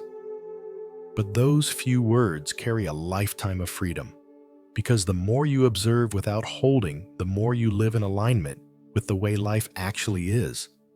Life moves, people change, emotions evolve, desires fade, stories shift. If you fight this, you suffer. If you cling, you feel trapped. But if you let it flow, if you become like water, then nothing sticks. Nothing becomes your prison. You are free not because you control the world, but because you don't have to anymore. Even pain becomes lighter. Even fear becomes transparent. Even longing becomes just another wave. You are not trying to transcend these things. You are walking beside them, watching them, learning from them, without turning them into your identity. You are no longer reacting. You are responding. From stillness, from breath, from choice. This ability to observe without holding is what gives birth to compassion, because now you can watch others too without needing them to be different. You don't need to fix everyone. You don't need to change their minds. You don't need to make them behave in a way that protects your comfort. You simply watch. You witness. And you respond not from fear or defense, but from clarity, from care. That's the kind of love that liberates. A love that sees clearly, that doesn't grasp, that doesn't need to own or change or even understand. It simply stands with presence. That is what you are now learning to offer to yourself and to the world. Not fixing, not grabbing, just seeing. And that seeing is enough. It changes everything. It brings you home. And each time your thoughts start to tighten again, each time your body tenses to hold what's passing, each time your mind tries to make a home out of a single feeling, you remember, I can observe. I can let go. I can remain. That is your anchor now. That is your freedom. You've learned now how to watch without gripping, how to let things come and go, like wind through an open field. And yet, one subtle reflex still lingers in the deepest folds of the mind. It hides behind even the quietest intentions, behind even the longing for peace itself. It is the search, the endless search, the inner reaching for something just out of reach. It appears not as chaos, but as refinement, not as desire for pleasure, but as desire for completion. A part of you still whispers, when I finally find it, when I understand deeply enough, when I reach the perfect stillness, then I'll be free. This seeking seems spiritual. It seems pure. It drives practice. It builds temples. It fills shelves with books and minds with questions. And yet, it is still seeking, still grasping, still postponing the now, for a future that never truly arrives. In Zen, this is known as the last barrier, the subtle search for awakening itself. You think you've let go of craving, but you still crave awakening. You think you've stopped running, but you're still walking toward an idea. The mind doesn't stop easily. It replaces worldly desire with spiritual ambition, and the seeking continues. You observe without clinging, but you still hope for a moment of final clarity, final peace, final realization that will make everything fall into place. But what if that moment never comes the way you imagine it? What if this is it?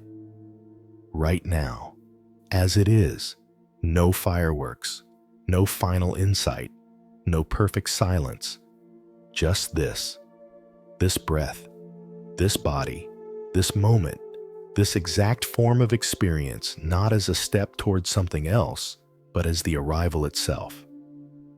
What if the very thing you've been chasing has always been here, hidden behind your refusal to stop chasing? What if the act of searching is the only thing separating you from what you seek? In that light, something softens. Something deep within you exhales. A tension you didn't even know was there begins to loosen. And into that loosened space, presence floods in. Not a special presence, not a holy state, just the simple isness of what's already happening. You realize that your life is not a doorway. It's a room.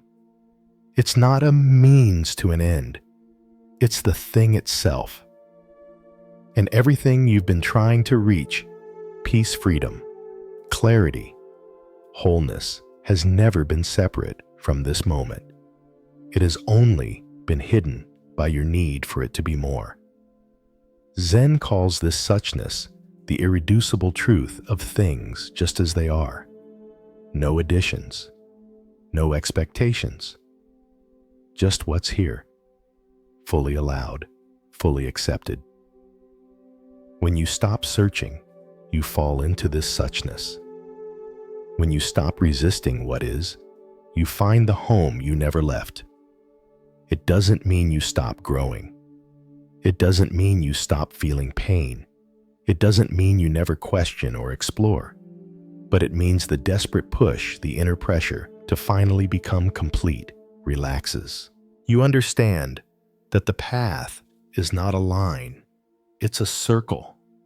And you've walked it many times, and each time it leads back here, not back to the past, back to the present, back to the only place anything ever truly happens. There's an old Zen saying, before enlightenment, chop wood, carry water. After enlightenment, chop wood, carry water. Nothing changes, and yet everything is different. Not because the world has shifted, but because you've stopped looking past it. You no longer need each moment to be more than it is. You no longer divide experience into spiritual and ordinary. You just show up, fully, for what's here. You drink your tea, you wash your hands, you respond to a message, you sit in traffic, you smile at a friend, you feel your sadness, and all of it, yes, all of it is part of awakening. Not because it leads to awakening, but because it is awakening. It's life when met without resistance, without the compulsion to get somewhere else. This is the end of seeking, not a dead end, a homecoming. And from this home, everything you thought you needed arrives on its own. Peace without struggle, clarity without force, compassion without performance. You begin to live with a certain softness, a kind of quiet humility You no longer speak of enlightenment as something to possess. You no longer think of awakening as a personal project. You simply bow to the moment. And sometimes that bow is literal. Sometimes it's internal. But it always comes from the same place: recognition. Recognition that this as it is enough. That you, as you are enough. Even your imperfections, even your forgetfulness, even your wandering thoughts, they don't obstruct the path. They are the path. And every breath is a chance to return. Not to some ideal state, but to what's here. Now. Awake, ordinary, alive. So tonight, I invite you to let go. Not just of thoughts, not just of emotions, but of the search itself. Let go of the subtle tension that says something is still missing. Let go of the part of you that waits for the final shift. You've seen what lies at the top of the mountain. You've walked through the formless skies. And now you see there is no mountain. There is no arrival. There is just this step, this breath, this sound, this life. It is not a preparation for something greater. It is the thing itself, the mystery unfolding. Let it unfold, without grasping, without pushing, without waiting. Just let it be, and let yourself be. There is a silence that follows the end of seeking, not the silence of nothingness, but the silence of arrival. It is not dramatic. It does not announce itself. It slips in quietly like mist through trees, like the pause between waves. And in this silence, something new begins to arise, not as a goal, not as a reward, but as a natural unfolding. You begin to rest, deeply, fully. Not the kind of rest that only comes from sleep, but the kind of rest that comes from finally not needing to become anything else. You're no longer running. You're no longer reaching. You're simply here. And in this here-ness, something ancient awakens. A quality of being that has no urgency. A tenderness that has no aim. A peace that does not depend on what happens next. You begin to live from a place that watches gently, responds slowly, and walks softly. Life is no longer a problem to solve. It is something to meet moment by moment with presence. You may still plan, but the plan no longer owns you. You may still feel pain, but the pain no longer defines you. You may still forget, still react, still tighten. But each time, you remember faster. Each time you return with less struggle. Because returning is no longer a task. It is a homecoming. A movement as natural as breathing. And each return deepens your trust. You no longer feel the need to hold so tightly. You no longer need certainty to feel safe. You let life be a river. You let yourself be the one who floats not to escape the current, but to move with it, to feel its rhythm, to let its waters carry what no longer belongs. The mind may still speak, but its voice is softer now, and your need to listen has faded. You can hear your thoughts as you might hear the wind moving but not demanding. You no longer confuse them for truth. You no longer mistake their noise for meaning. And so you begin to live lightly. not by withdrawing, but by showing up more fully. Because without the burden of becoming presence blooms, you notice more, you appreciate more. A leaf becomes enough. A glance becomes sacred. The ordinary becomes holy. Not because the world changed, but because you stopped asking it to be different. And in that stopping, you found space. Space to breathe, space to love, space to just be. Now, you arrive not at a conclusion, not at an end, but at the resting place that was always beneath your feet. You've walked through all the realms. You've sat with fire and silence, with desire and emptiness, with seeking and stillness. You've reached into the deepest skies of awareness, touched the edge of form, and returned. And now you rest. Not because the journey is over, but because you finally understand it doesn't need to be forced. You no longer walk to arrive. You walk to walk. You sit to sit. You breathe to breathe. This is not indifference. It is intimacy, the deepest kind. You are so close to life now that you no longer need to grasp it. You can hold it without holding it. Let it be without shaping it. And it responds. The world softens because you have softened. The noise quiets because you are no longer adding your resistance. Each moment greets you like an old friend. Each breath reminds you you are alive. That is enough. Even when it hurts, even when it trembles, even when nothing makes sense, you no longer need it to. You are not above it. You are within it, rooted, flowing clear. And when difficulty arises, as it always will, you do not flinch. You do not hide. You breathe. You observe. You open. And in that opening, even suffering becomes less sharp, less personal, less permanent. You see it come. You feel it pass. You remain awake, anchored, aware. This is the true ground beneath all the realms. Not a place, not a state, but your own knowing nature. The still presence that has walked with you from the beginning.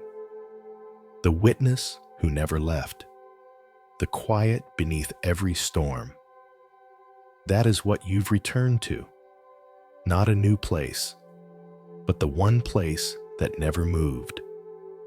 And from here your life begins again, not as a struggle, but as a sacred unfolding. One breath, one step, one moment at a time.